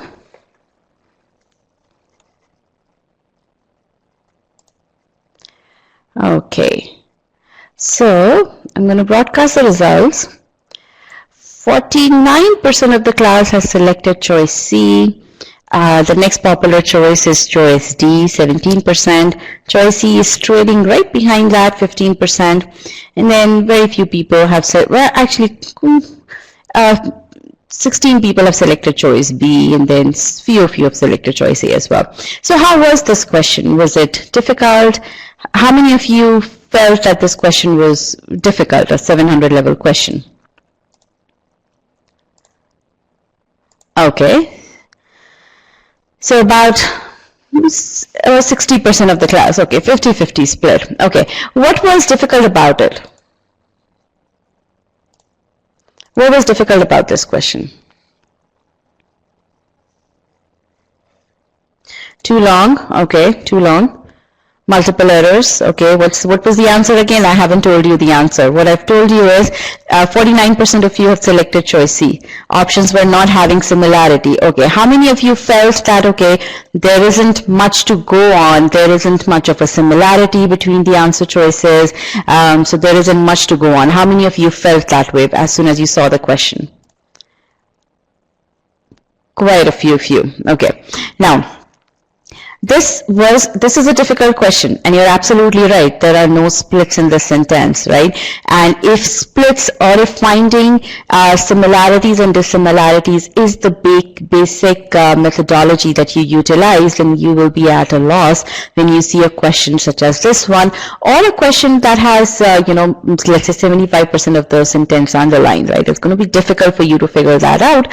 But because again, when you are trying to look for similarities, you'll get stuck. You'll actually end up wasting your precious time on looking at something, on focusing on something that's not going to help you figure out the correct answer, right? So again, I tried to do that, and frankly, I was stuck, right? Now, a couple of you are saying that it's completely underlined, so we need to focus on the complete statement. Now, you're absolutely right. We need to focus on the complete statement, but that's not because it's completely underlined. That's not the only reason. The primary reason why we need to focus on the entire statement is because that is the right method, the appropriate method to solve SC questions. You cannot, and I'm going to read this statement verbatim, you cannot use splits method consistently to solve SC questions, especially difficult SC questions, right? And to achieve that 90th percentile, remember your goal is to get to that 90th percentile. You need to be able to answer consistently, difficult questions correctly, right? So what is the method to solve difficult questions difficult questions correctly while being consistent? That's the meaning-based method. Okay, and that is what I'm going to talk to you about, demonstrate to you on this particular question. So whenever you see a question, whenever you see an SC question, the first thing that you need to do is you need to understand the meaning of the sentence. Okay, and for that I have to forget about the answer choices. I should not even worry about the first 50% of the time that you spend on an SC question. You shouldn't even worry about looking at the answer choices. And I know this may come as a surprise to a number of you, because right now your initial hunch, your instinct takes you to the answer choices right away, but that is the instinct that you need to fight. Okay, so the first 50% of your time needs to be spent, so first half of the time that you spend on solving an SC question needs to be spent on just the original sentence. Okay, now what are you doing while you're in that 50% of the time? You are reading the sentence, you're absorbing the meaning of the sentence, you're figuring out what all errors exist in the sentence, you're kind of coming up with, okay, what is it that you need to be looking for amongst the choices to select the correct choice. So you're basically formulating your strategy for that particular question, which is based on the framework of the meaning-based approach. Okay, so let me demonstrate that right now on this question. The church coined the date Feb 14th as Valentine's Day with an ulterior motive. Now, whenever I'm reading the sentence, and especially a sentence such as this one, again, any sentence that I read, I have to strategically pause at appropriate points, because if I don't pause, then all I'm doing is I'm just reading multiple words, and these words start to weigh heavy on my mind. How many of you feel this way when you read a typical GMAT sentence? Now, it could be in RC, it could be in SC. How many of you feel overburdened by the words, by the sheer presence of those words, right? Almost all of you. The reason why that happens is because you are not pausing enough. You are not pausing enough, and that's the reason why that happens. Okay, so the main core skill that you have to build is you need to be able to you need to pause at appropriate points so that you understand the meaning completely. And that's what I'm going to demonstrate on this particular question. The church coined the date Feb 14th as Valentine's Day. Now I pause here. Why am I pausing here? I read with an ulterior motive, so I know that, okay, this is going to give me some extra information. So let me pause right now and just read whatever, understand whatever I have read. The church coined the date Feb 14th as Valentine's Day. So the church has coined this date Feb 14th as Valentine's Day. Okay, so the church is the one who has done that. With an ulterior motive. Now the church had the ulterior motive to do what? To Christianize the pagan celebration of Lupercalia. So the church, while coining this date as Valentine's Day, had an ulterior motive, had a very specific motive to quote-unquote Christianize certain celebration, pagan celebration of Lupercalia. Okay, so I've understood all of this. See, when I'm reading the sentence slowly, I am able to understand the linkages between the various components, right? Is claimed by a few experts. Okay, now this is where you actually pause. Why have I paused here? Because there is a comma and then there is but coming after that. So I know this is a different thought that's going to come. So let me first absorb the stuff which I've just read. So far till this point, what I had read was that church has coined this date with a certain motive. Is claimed by a few experts. Now, what is claimed by a few experts? I'm a little bit confused here, okay? But I still try to understand, okay, maybe this whole thing that the church has coined this thing as Valentine's Day with this ulterior motive, that is what is claimed by a few experts. So I establish that thought in my mind and then I go further, okay? But it is celebrated on this date. Now, whenever I see the word but, I know there is a contrast coming about. But it is celebrated on this date. What is celebrated? What is it referring to? It is referring to Valentine's Day. But Valentine's Day is celebrated on this date. What is this referring to? This is referring to Feb 14th. So it is referring to Valentine's Day and this date is referring to Feb 14th. But it is celebrated on this date to honor the anniversary of Valentine's death or burials. Okay, so now over here the author is saying that, okay, but you know, this Valentine's Day is celebrated on Feb 14th to honor the anniversary of Valentine's death is the more prevalent belief. Okay, so this is the more prevalent belief. Okay, so now that I've read the entire sentence in its chunks, now I'm still not ready to go to the answer choices. I need to put it all together, okay? I need to understand what is it that the author is trying to say in a holistic manner. Essentially, the author is making two claims. There is one claim here and then there is this other claim here, okay? The author is making two claims here.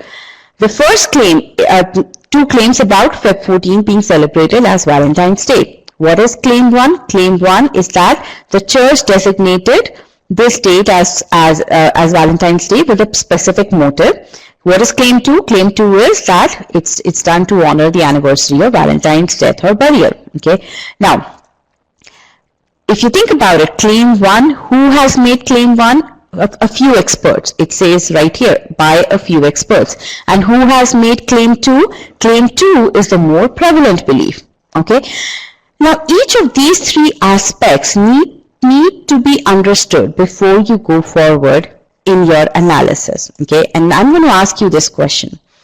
Which of these claims were you not able to understand? Okay, mark all the points that you were able to extract. I'm going to ask you, tell me which ones were you not able to understand, and let me show you the question. And I'm going to change this question here. Which ones were you not able to understand when you read the sentence on your own? When you read the sentence on your own, which claim were you not able to understand? And if you understood all, well and good. So quite a few of you were not able to understand claim 3. Okay. All right. So I want you to keep this poll result in mind. Okay. Right now, more than half of the class is saying that they understood all the 3 claims. Okay. Well, I would say 40% of the class is saying that they didn't understand claim 3. All right. Now, what I'm going to do is, So we'll keep this poll in mind. Okay, I'm going to end this poll right now. Now, let's look at what is wrong with this sentence. Okay. Okay, I'm going to skip this slide here. Okay. So once we understand the meaning, what we have to do is we need to figure out what all errors exist. Now, while we were understanding the meaning, where all did we get stuck? I mean, did you remember when I claimed, so when I came to this part, is claimed, I got stuck. I was like, what is claimed, right? So when you're reading the sentence slowly, such points where you are a little confused or where you're wondering, what is the author trying to say? Those points are definitely points of errors. Okay, because again, trust yourself. You know how to read English. You know how to understand its meaning. The only thing that you don't do in the context of the GMAT is you don't read the sentence slowly enough to understand. Okay, how many times has this happened? And let me ask you this question.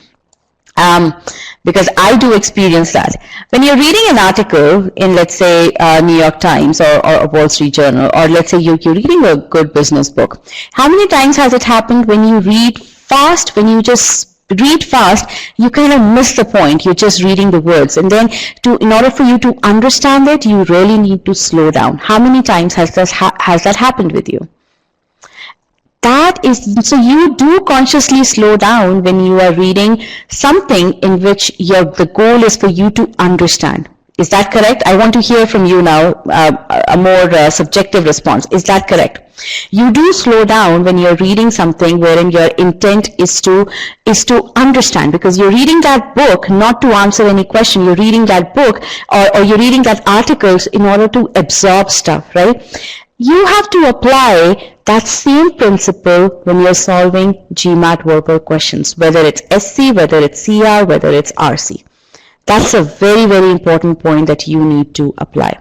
Absolutely, you need to sometimes reread, and that's absolutely fine, right? But the whole point is, and that's the point, that this important point is what students miss out on. And that's the reason why they are not able to do well on verbal. It's not that they are not putting in the effort. It's not that they are not spending the hours. They are. It's not that they are not serious about it. They are. But the problem is they don't recognize the importance of this one thing that you need to understand. Okay, that is the whole point of all the core skills. That's why we at e-GMAT spend so much effort in bringing to you courses that help you build those core skills. How do you read slowly to understand the sentence? How do you understand the sentence by figuring out its sentence structure?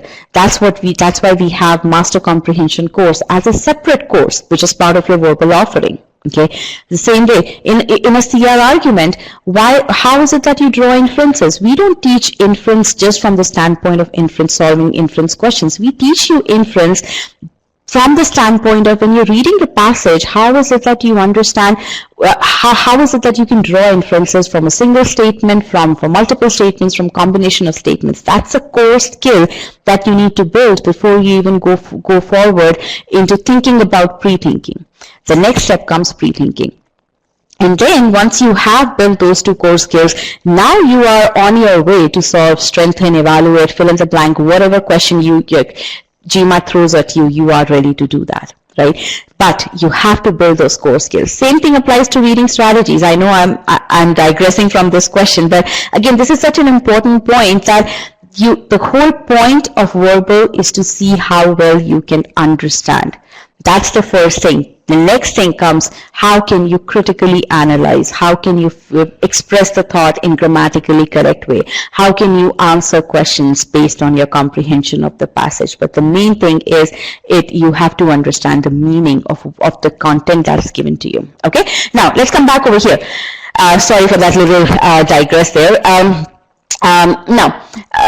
So when we were reading the sentence, we figured out that, okay, there is something not quite right with it. So those are points of certain errors, right? And over here, these highlighted words is claimed and is do not have associated subjects, and that's what is wrong with this sentence. Okay, so again, you do the meaning analysis, the error analysis comes very naturally. And if you think about it, when I was analyzing this sentence, I was figuring out, okay, what does it refer to? What does this refer to, right? So what does this part talk about? So in my meaning understanding itself, I was figuring out the roles played by each and every entity. So I was taking grammar into account while understanding the meaning of the sentence. And that holistic approach is what all of you need to master in order to do well in SC.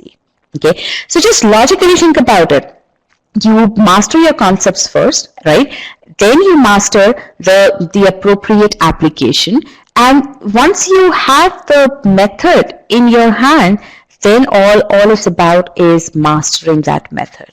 Okay, getting that method perfect to solve each and every type of questions. Okay, to solve each and every type of question. Okay, now let's come to the answer choices. And what I'm going to do is I'm going to show you the selection that you made. So choice B was selected by about 16 people. So let's look at this. Now, if you think about it, while with an ulterior motive to Christianize the pagan celebration of Lupercalia, a few experts do claim. Now look at this. What this choice is saying is that these few experts had the ulterior motive. Now go back to your meaning analysis. Who had the ulterior motive? The church had the ulterior motive, not the few experts. That's the primary reason why this choice is wrong. Okay.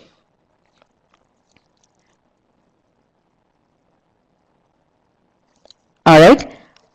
Now let's take a look at choice C. And again, if you think about it, I'm not even worrying about the grammar. I've already taken grammar into picture while doing the meaning analysis. Now let's come to choice C. Choice C, almost 50% of the class selected choice C. Look at what choice C is saying. While a few experts claim that the church coined the date, blah, blah, blah, their more prevalent belief is. Whose prevalent belief is this choice talking about? Whose prevalent belief is this choice talking about?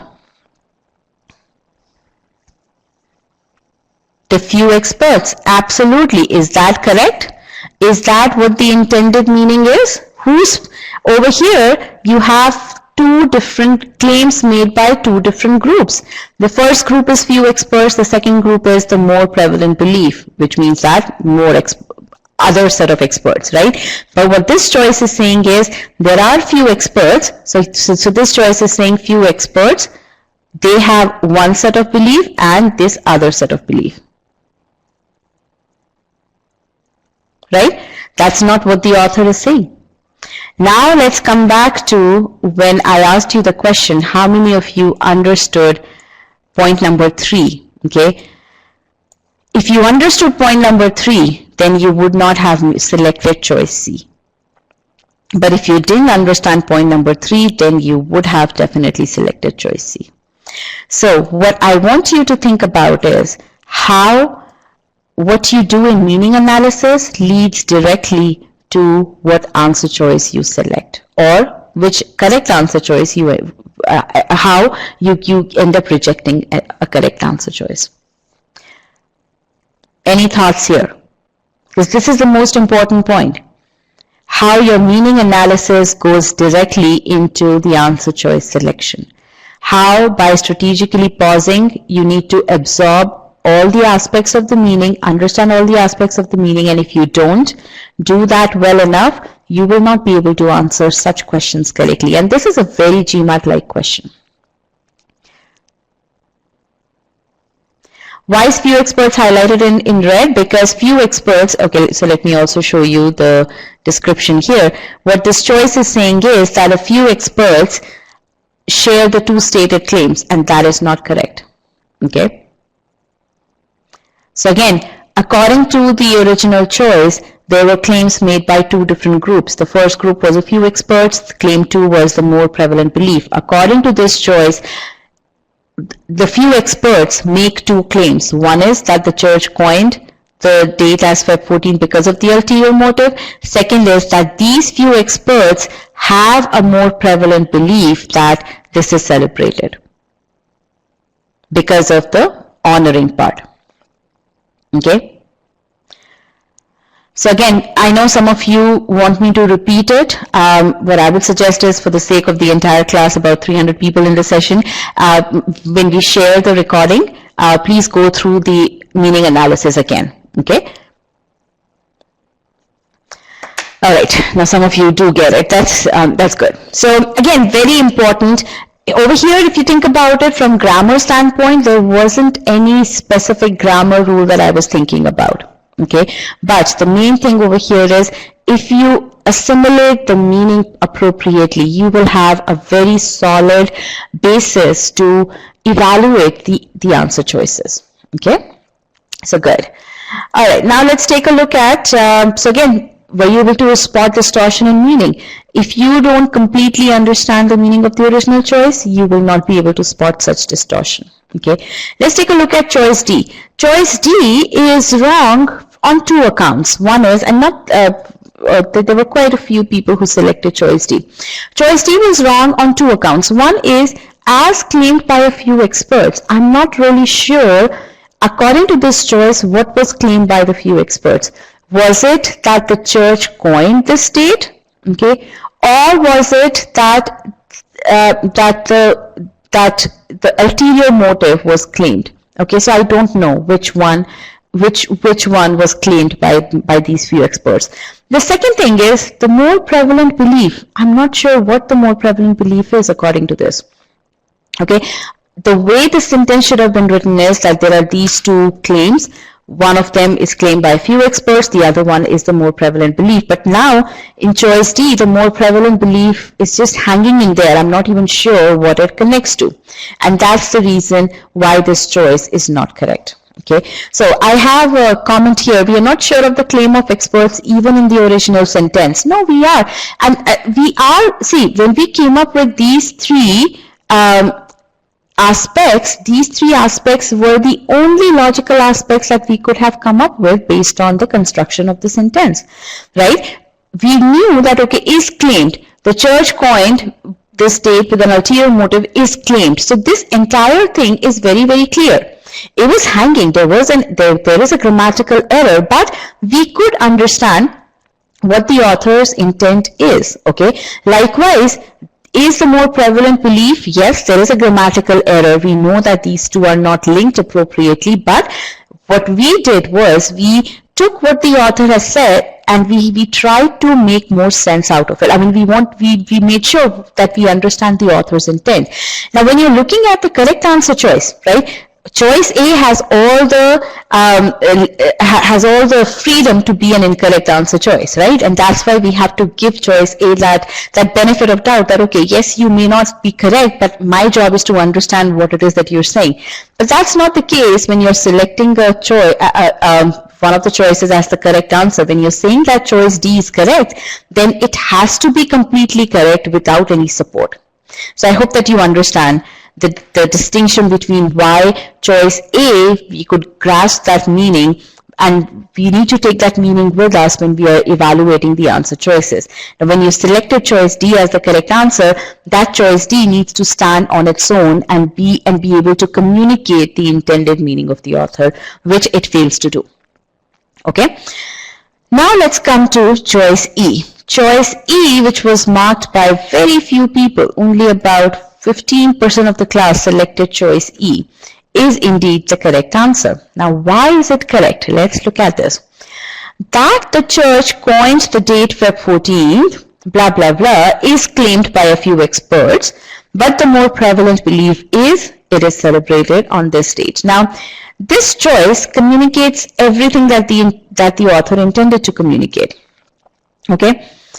But I believe the reason why quite a few of you rejected this choice was because of two things, and I'll come to that particular slide. Okay, but let me ask you this. How many of you are surprised to see that choice E is the correct answer?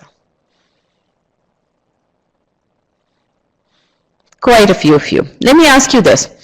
And I am going to explain why E is the correct answer. But let me ask you this. How many of you are convinced, can see that choice C is the wrong answer? How many of you are absolutely sure that choice C is the wrong answer? Good, very nice. So, one part of this question was that, okay, how you have to what depth you need to understand the meaning of the sentence in order to be able to select the correct answer and reject incorrect answers. Okay, I believe that most of you are convinced about that part. Okay, the depth to which you need to understand the meaning of the original sentence. Now what we are going to do is, I do want to explain why choice E is correct. Now, how many of you believe that from meaning standpoint choice E is correct? But yes, there are certain issues, you're still not very certain about the construction. Okay, so meaning wise it's correct. How many of you are doubtful about the construction of choice E? Yes, quite a few of you. All right, so we'll talk about the construction part. Now, as I said, when you are part of the method is you need to understand the meaning appropriately, right? Now, let's say you came across this question while in your practice session, right? Let's say you were solving this question in Scholaranium. This question is actually part of Scholaranium. Now, what I want you to do at that point is, and this is part of the second thing that you need to do in order to effectively master. I'm not saying that the minute you start applying the meaning-based method, you'll be able to get all the questions correct. I'm not saying that. I won't even make that claim because that's not humanly possible. Okay. What I'm telling you is once you buy into the method, once you start learning the method, once you start practicing it, you need to continue to build your skill set in that.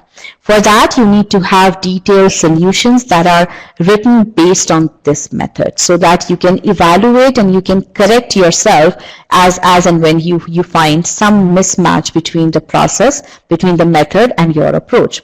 And that's where the detailed solutions come about. Okay, and this review is called as a strategic review. Now, each and every e-GMAT student gets to know what the strategic review is as he or she is going through the course. We share detailed videos explaining how to do the strategic review, looking at the solution. And this strategic review actually helps you build your error log so that you have a more actionable error log rather than just having error log that says, rather than having an error log that just says you got this question right or not and what kind of error there was. This error log would help you figure out why is it that you answered the question incorrectly. Okay, and these are all the questions that you need to be able to answer in order to fill in that error log. Okay, I'm not going to go through all the details of it, but the first and the foremost thing you can see over here is you need to answer, did you understand all the aspects of the meaning? And how do you figure that out? By reviewing the meaning analysis. Why did you reject the incorrect answer choice? Why did you reject the correct answer choice? Was there some grammatical rule that you misunderstood? Okay. Why did you select the incorrect answer choice? Now, the answer to this question would be, for this particular church question would be that you weren't able to understand you weren't able to spot the distortion of meaning for those of you who selected choice C. Okay.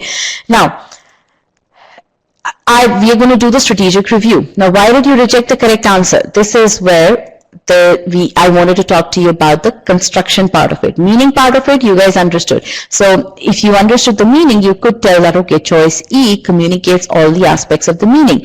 But the reason why you felt that this choice was wrong was because you felt, oh, that the church coin, this seems like a weird construction, right? So this cannot be correct. The other thing is, it is the more prevalent belief is it is celebrated. You were expecting to see the word that here. Okay. How many of you rejected this choice because of one of these two reasons? Okay. Now, when you come across such stuff in your practice sessions, you need to be familiarized. Like for this particular question, the corrective action will be to familiarize yourself with such constructions that are correct. That may be unfamiliar. You may not be familiar with that construction, but such constructions are absolutely correct. That is what the practice sessions, the strategic review during your practice sessions enable you to do. Okay, so both of those, you rejected choice E, which is the correct answer, because of the word that. Okay, you felt that that was weird, or omission of that was weird as well. Okay, so again, that is what you end up accomplishing through the strategic review. Okay, and then you do all that analysis for each and every answer choice as well. Did you reject the incorrect answer choices for the correct reasons? That's another thing which is very important. Okay, now again, such analysis is possible only if you have detailed solutions. And as I said, this question is part of Scholaranium, and you look at the extent of detail. We break down the sentence into its sentence structure, we do the meaning analysis, okay, and then we do a detailed error analysis, right? And then we do all of each of the answer choices. Again, you're not supposed to read all of this here. The intent was just to show the extent of detail, the level of details that we provide in our solutions. Okay, but again, this slide is definitely something that I would want you to focus on. Strategic review, how is it that you do that? Okay, now before I move on to the next part about the feedback, I do want to address a couple of questions. Can we do all of this under 2 minutes? Absolutely yes. Okay, so I'm going to answer this question in two parts. Okay, I know I've already answered the question in one word, in 2 words, absolutely yes. But now I'm going to elaborate on this answer. Can you do this in 2 minutes starting today? No. Okay, can you do this in under 2 minutes when you're ready for the test? Absolutely yes. Okay, I wouldn't be sitting here teaching you this method if it were not possible, if this method did not work in the test environment, because then I'll be a crook selling a method that doesn't work, and I'm not that. Okay, so again, this method has been tried and tested by thousands and thousands of students. Okay, go to our YouTube channel, watch the video interviews. Okay, look at GMAT Club, share my GMAT experience, look at the reviews. Our students wouldn't be successful at such a huge rate if this method didn't work. Okay, so yes, in the test environment, you will be able to solve questions in under 1 minute 15 seconds even. Okay, now, but starting now, through your preparation, you will slowly start to see reduction in time. Right now, when you try to apply this method, you may even take 5 minutes to solve an SC question, and that's absolutely fine, because what you're doing is you are building your method. You are learning how is it that you need to use this method. Okay, and I'm going to ask you this question. Tell me a skill that you have recently or in the near past you've built, a new skill that you've learned. I'm pretty sure that a number of you would be learning some skills right now as well. So, drone flying, okay. What else? Listening to understand and not fix, okay, not sure what that means. French classes, cooking, guitar, okay. All right, what else? Let's get some more skills that would help us get some ideas about building some new skills as well. Zumba, okay, new tech, choosing battles wisely. All right, that's a skill I'm pretty sure a number of you would appreciate today. All right, new technology, learning Spanish, fitness techniques, absolutely, okay. Fly fishing, that is interesting. Okay, calligraphy, all right. Now tell me, how many of you, so nice set of new skills. Quarantining, yeah, that's a skill, absolutely. Data analytics.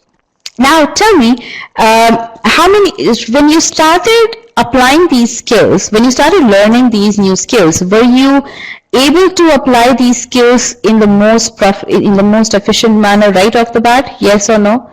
Let's say you decided to do yoga today, or you decided to be responsible today, right? Were you able to do yoga in the best possible manner right away? No, absolutely not, right? And that's the whole point. This is a new, because you're building a new skill, you have to give yourself time.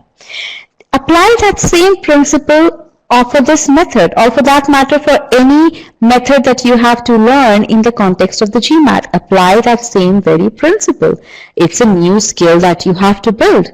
Trust the method, okay? Trust the method that and trust yourself. If you trust yourself that yes, I can build this method and I can get to that 90th percentile, okay, then you will not shy away from putting in the effort. Okay, but yes, if you believe, if you set unreal expectations that the minute I get to know about this method, I'll be able to apply this method in under 1.5 minutes, no, you're setting yourself up for failure. Okay, so that is something which I want all of you to appreciate and understand, right? Don't set yourself up for failure. Believe in yourself that you can get there, but know that it takes hard work. And I know all of you over here are not afraid of doing the hard work. You have been putting in the hard work. All right, so now let's talk about the feedback part, right? As Rajat mentioned, you know, you have on the e-GMAT platform, you will get quite a bit of feedback. Okay, he talked about it from the stand. He actually gave you that table with regards to how many points of feedback you get during learning concepts, and that is about 78 or 73 points of feedback. Now, while learning application, that is what I'm going to teach you now. So, but before I tell you about the feedback, I want you to understand when is it that you should be learning application. Okay.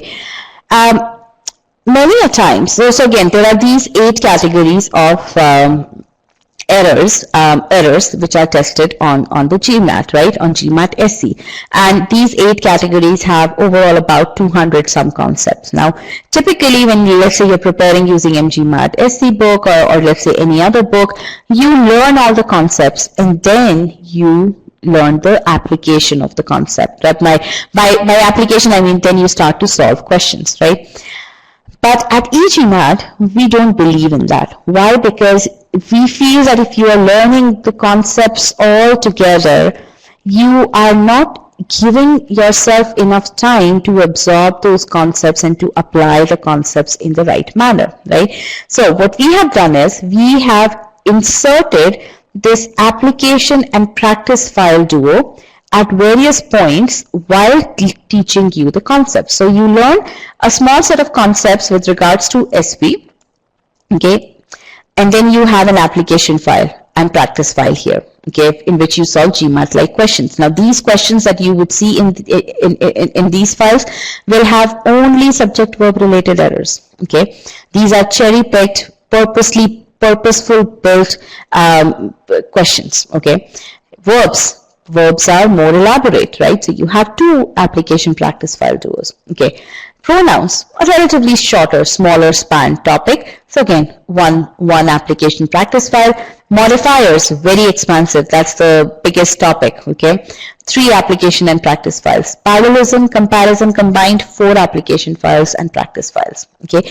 Now, when you start to do that, so imagine, right, when you're learning subject-verb concepts, you are starting to apply these concepts, okay. You're starting to learn the method right there and then, okay. When you are doing verbs, you now build upon your method.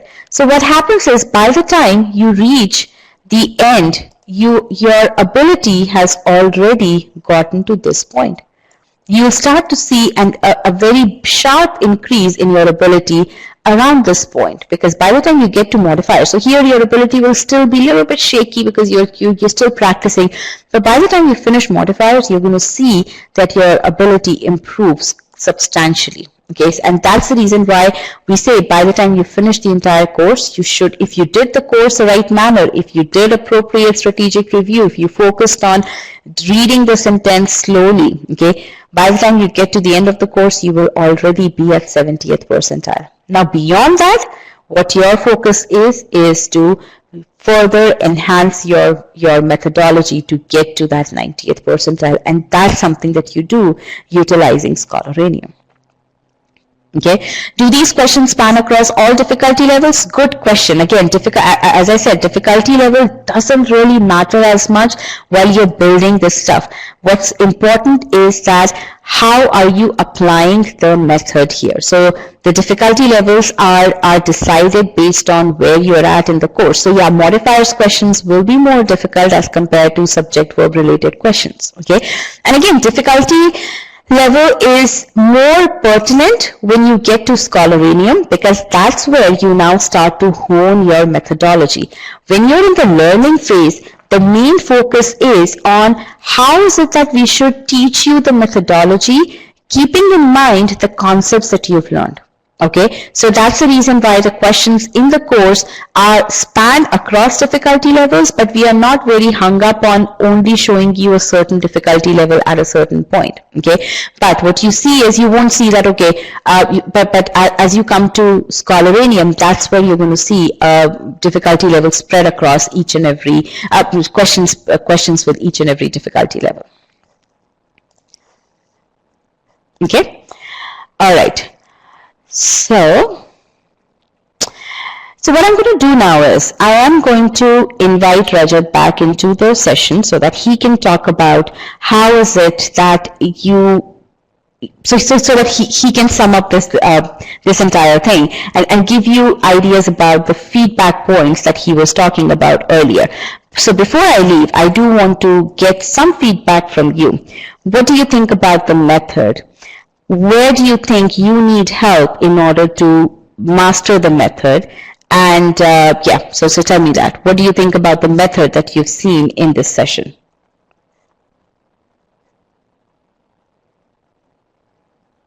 Breaking down the sentences, very good, all right.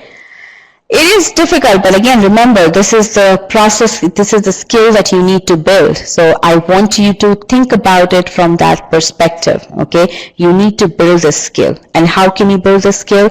By focusing on the strategic pausing method. And how do you learn strategic pausing method? By going through the master comprehension course, that's part of the verbal course, and then by practicing that throughout the sentence correction course, okay? All right, that sounds really good. And again, good luck for your preparation. Over to Rajat now, and let us know if you have any questions.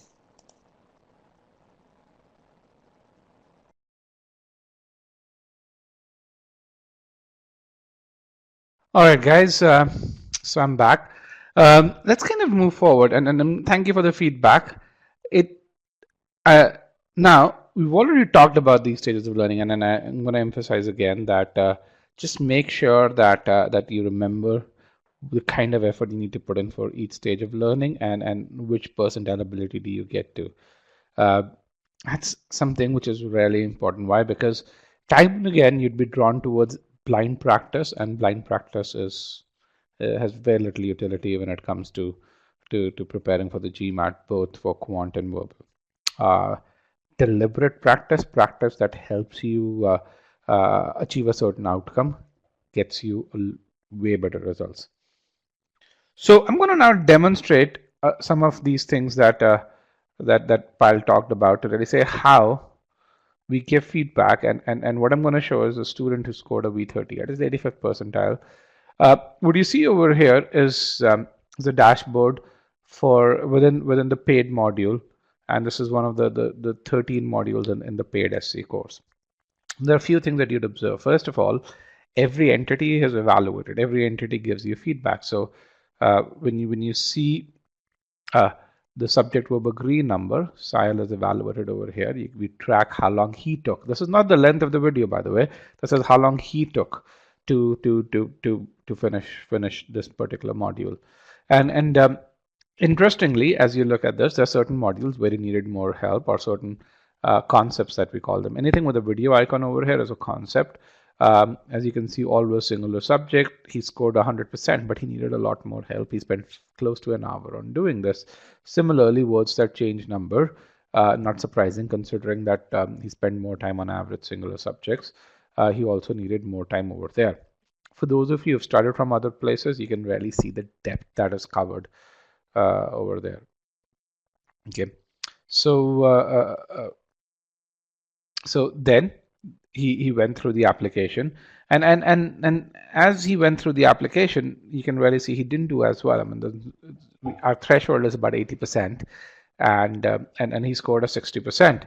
But then right after that, he practiced and he got 100%. And I'm going to demonstrate why that happened, and why is it that he spent about 47 minutes in this application file and how that led to him getting that 100% score on the next file. Okay. This is the verb tenses module. And again, and you see a very similar progression in the verb tenses. You can see the amount of time spent. You can see that feedback coming in at every point. Verb sequencing, a difficult concept. He spent over an hour doing this. Now, this early investment in time in doing this ensured that he didn't have to practice a number of questions. Why? Because whatever he was learning really well. Now, you see this over here, verbs practice quiz. He scored a 64%. I'm gonna, as I do some animations, he scored a 64% over here, and the reason he scored a 64% is because you can really see, you can go back and look at this and say, hey, there's an issue in conditional verb. Seems like there was something in verb tenses that he needed to go and revise, and once he did that, he was again able to get 100% in the corresponding official questions. Okay, now remember the fact that he scored poorly over here in the practice quiz. He could bookmark these questions. This is a functionality that we have within the practice quiz where you can bookmark, look at the solutions over here, and you can also see that the practice quizzes show you the scores based on the difficulty level. An easy question over here gets you a 4 out of 4, a medium question gets you an 8 out of 8, and a hard question gets you, a 12 points. So again, you get that data right from the get-go.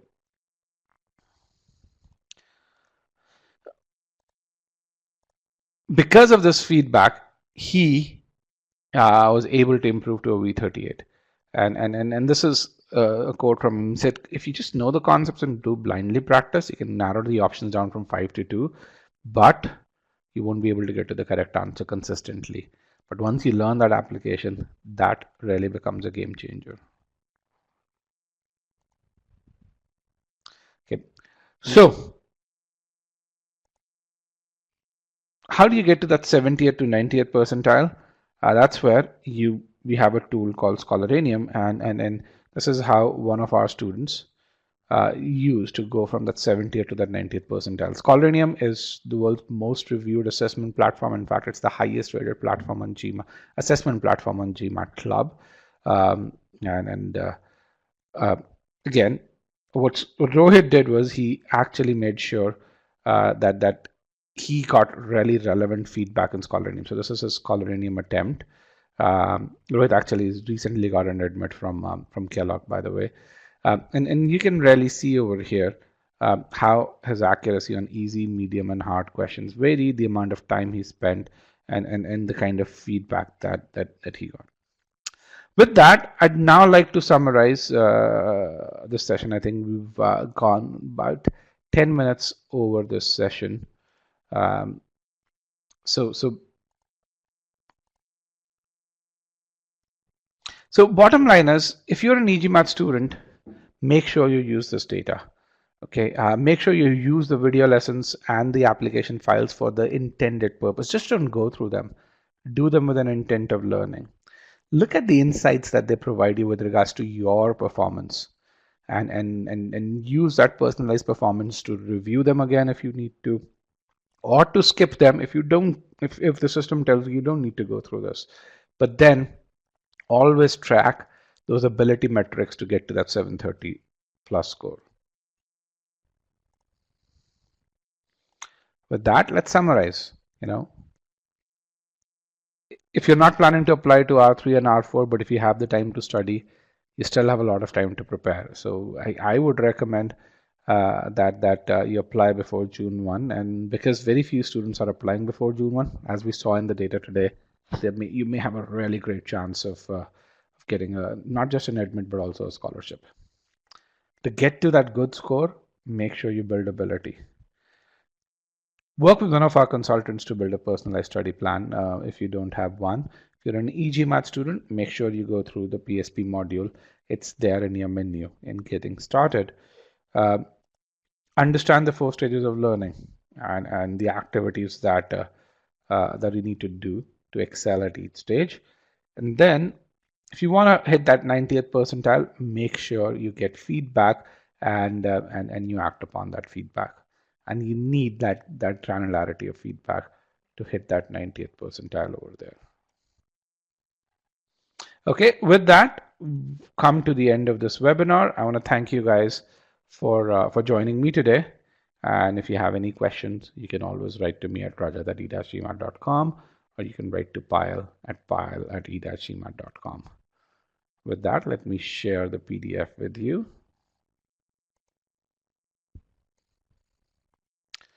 And at this point in time, I'd also like to get any feedback that you guys may have. If you can put that feedback over here in the poll that I just cleared. And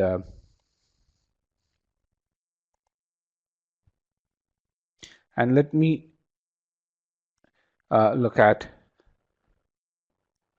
the questions you have. Chaitanya says, do you recommend taking a practice test before, do you recommend some practice before the first week max? Chaitanya, you can do a couple of days of practice, but no more than that. So do a couple of days of practice, and beyond that, go take the Sigma X mock. It's not supposed to, it's supposed to be a mock test which gives you your starting points. So it's not something that you take after preparing a whole lot. So yeah, that's about it. If you want something on RC, we'd be happy to share something with you. Just give me 1 second. So we have the recordings of our webinars here. Let me give you the recording of our RC webinar.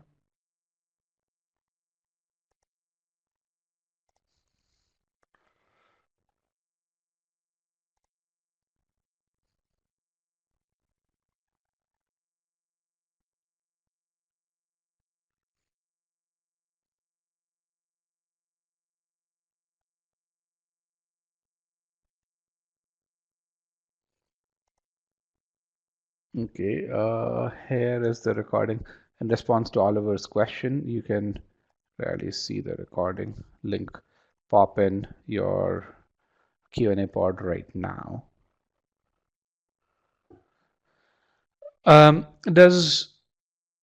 you need to get a mock score before scheduling your plan? You can schedule it right now. That's not a problem. So you can go to the PSP and schedule essentially the session. But again, we do recommend taking a Sigma X mock before you go there. That way, whatever you get, your time would be a lot better spent.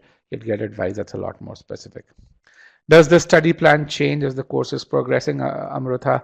Not yet, but that's something that we're working on, and then all e-GMAT students get updates. We push out 2 to 3 updates every month.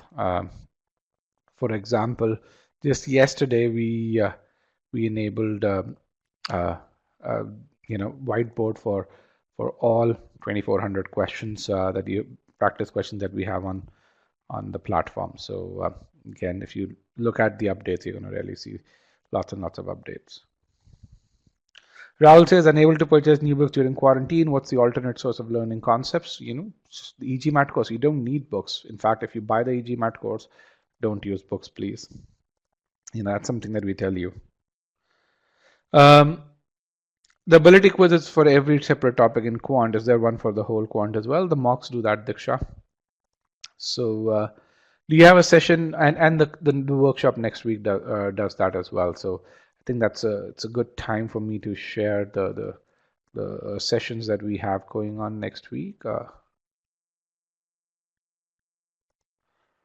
So here's a set of updated free sessions. We have the quant workshop tomorrow, so that's going to get you your assessment for quant. Ravi says, is the course at no cost? No, we are a company that lives to make money, so by providing high value. So it's not free of charge, but you have a free trial to see if this suits your learning style. Will I give you pointers on my experience at Babson? Be happy to ask the questions that you have. Are questions in e-GMAT enough for practice? Most people don't even do half the questions that we provide, just to really tell you. What disadvantage does the online GMAT have over offline version? So I think the biggest disadvantage that I think, Deepika, that you have today, there's no break between quant and verbal section. That probably for me is the biggest disadvantage.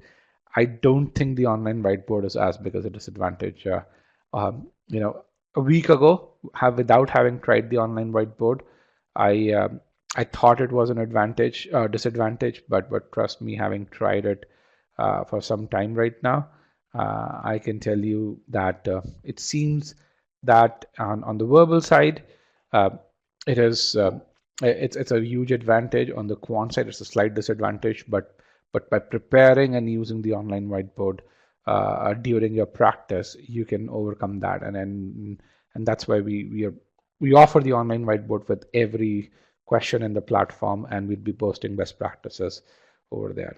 So if you read the blog post.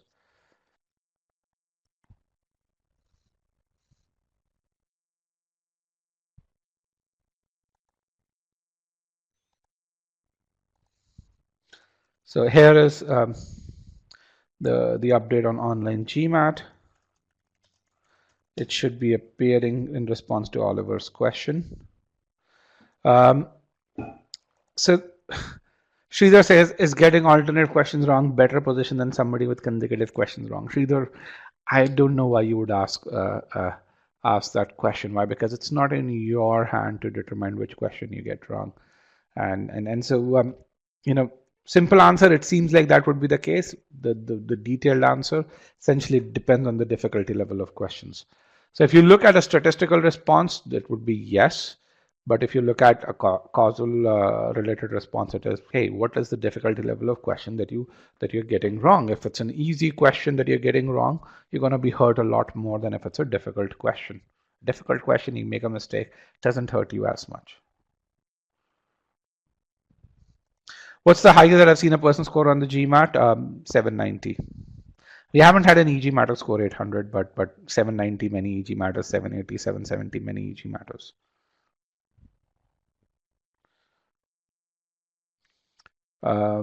Please explain feedback points. You know, you've just learned subject verb, the fundamental concept in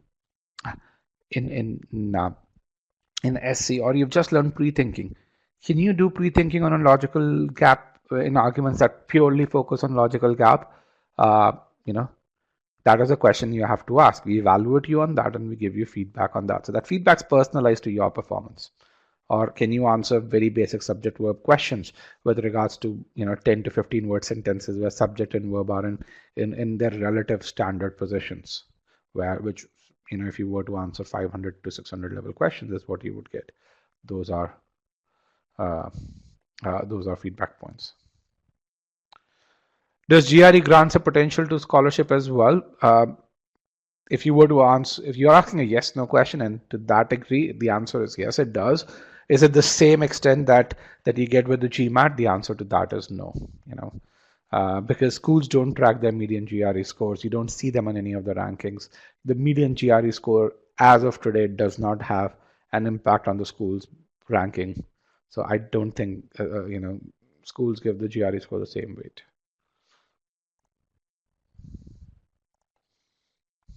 How many mocks do we offer in the paid course? For GMAT Online, we offer 10 mocks, but that's not it. If you look at, in addition to that, we offer a Scholaranium platform that gives you about 2,000 additional questions, which is enough questions to basically create and simulate upwards of 20 mocks. Now, whenever you look at the mocks, you have to ask, how many mocks do I need? If you go through our approach, probably need 4 mocks after you go through Scholaranium and all stages of learning.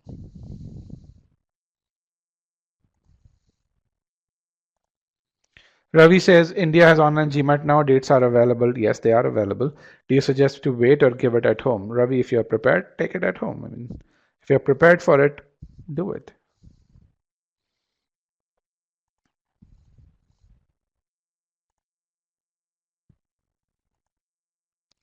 PhD in maths, you need the GRE most of the times, yes. How do you resolve queries during preparation? That's a great point. So we, our students give us three different kinds of queries who are send us. One is GMAT strategy related queries, the second are subject matter related queries, and the third are if they face any technical issues. So if you send us a GMAT strategy related query, that's something which is resolved by a GMAT strategy team. The average SLA for that, and we track this every week, is so we guarantee an SLA of less than 24 hours. 80% of those queries are responded in less than 12 hours. We have a 90 percentile 90% response threshold in less than 18 hours. And this includes the weekends, by the way. So that's GMAT strategy. With regards to subject matter, so let's say you're studying modifiers and you have a query over there. Right there from a concept or an application or a practice file, you can invoke a query forum where you can really see all the queries that have been asked against that particular question. In fact, you can even filter queries by a particular answer choice. Now, the beauty of this architecture is that 99% of your queries will have already been responded to, and only our experts respond to queries over there. Why? Because 50,000 students have gone through the same content that you have gone through. And if you've had a doubt, it's very likely that someone else has already had that doubt. In the unlikely event that your doubt has not been responded to, we recommend you post that doubt, and again, an expert will respond to it in less than 24 hours. So, yeah, support's a really essential part. Our experts respond to about 470, between 470 and 580 doubts every week.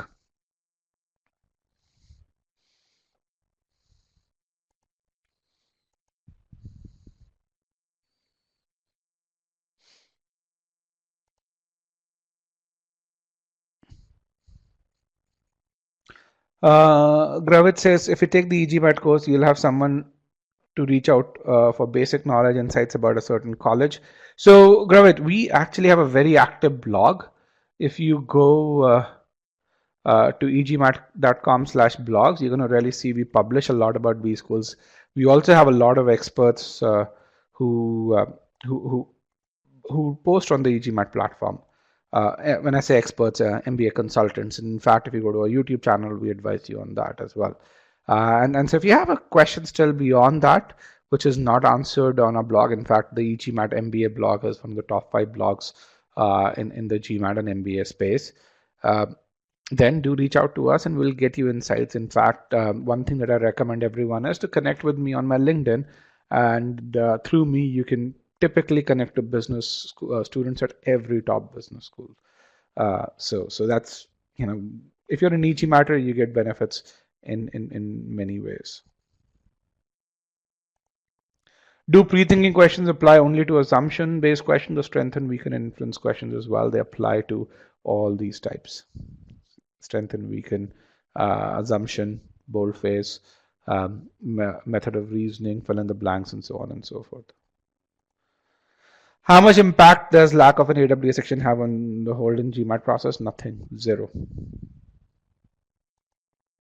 If you want to apply in round one, take the GMAT by, ideally by end of May is what I would recommend. Why? Because it helps you get really great deals with admission consultants. Admission consultants, good admission consultants starting July are usually completely booked.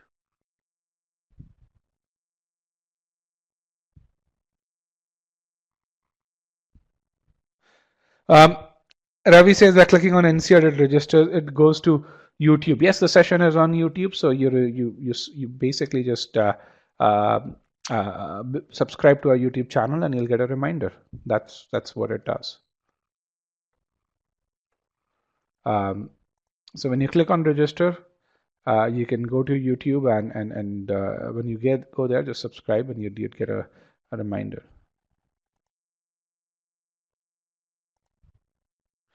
What are some of the best admission consultants? So there are many good admission consultants, and so I'm going to actually share a stat with you. And these are admission consultants who are on GMAT Club. And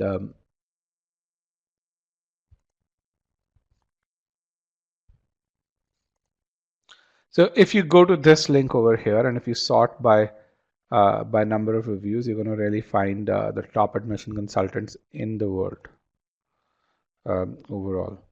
And that's something which is which I think is fairly representative over there. So, but if you want some other admission consultants who are based on where they are, so if you want from India, you know, you have Poonam from ISA Review, you have Nupur, who's a really good admission consultant. You also have MBA Crystal Ball. You you also have um, uh, ISB Mantra and Admit Advantage. They're really good. If you want consultants in Europe, you can write to me. I can send you the list of consultants I would recommend, as well as in the US, I can send you a list as well.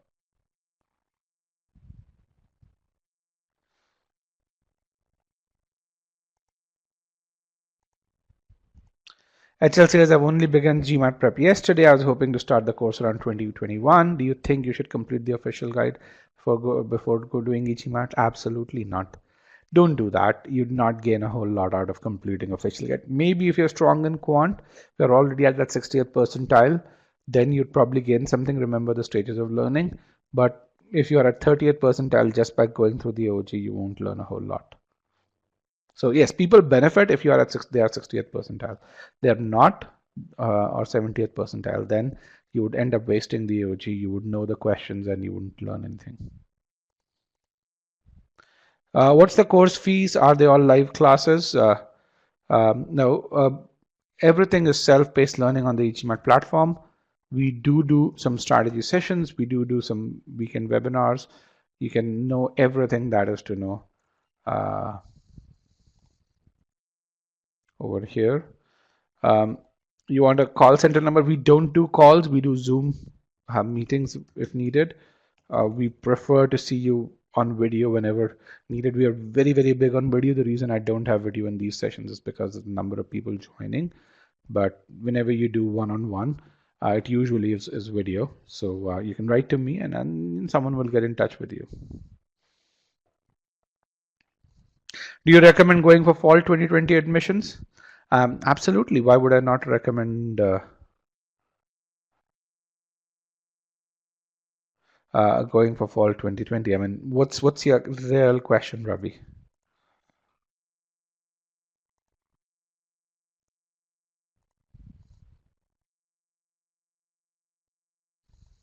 Have there been previous students who take the GMAT as well as another course altogether?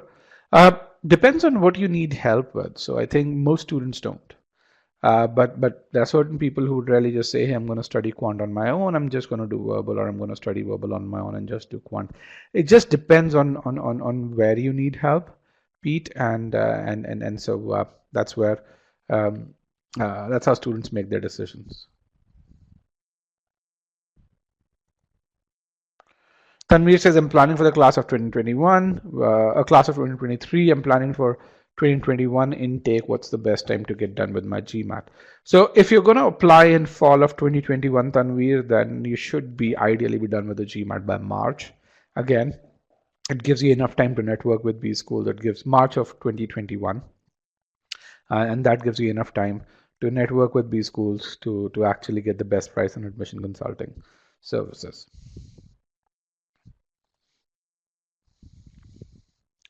Can you get the list of university scholarships as well as how much people earn during studies? So not every school will divulge that. I will tell you that, but I'm going to show you, I'm going to tell you one thing, that if your GMAT scores 30 points above the median GMAT at that particular school, you are likely to get a scholarship or a full fellowship. Okay, now how much can you earn during your B school? So in the 3-month mandatory internship, I think the Depending on where you are, you can earn between $5,000 and $8,000 a month. So that's, 15 to 24,000. It could be slightly more as well. But if you are more enterprising, like I was during my second year, in addition to my primary internship, I had 4 other internships, 3 of which were paid. So I pretty much made about $35,000, and I mean I got $5,000 a month uh, during my internship, and we're talking about 2005, which is when I did my internship. So that was 15 years ago. But then during the other because of the other 3 internships, I made another 20 grand as well. Now, if you were to do the same thing today, my guess is you can make 50 grand in your second year working.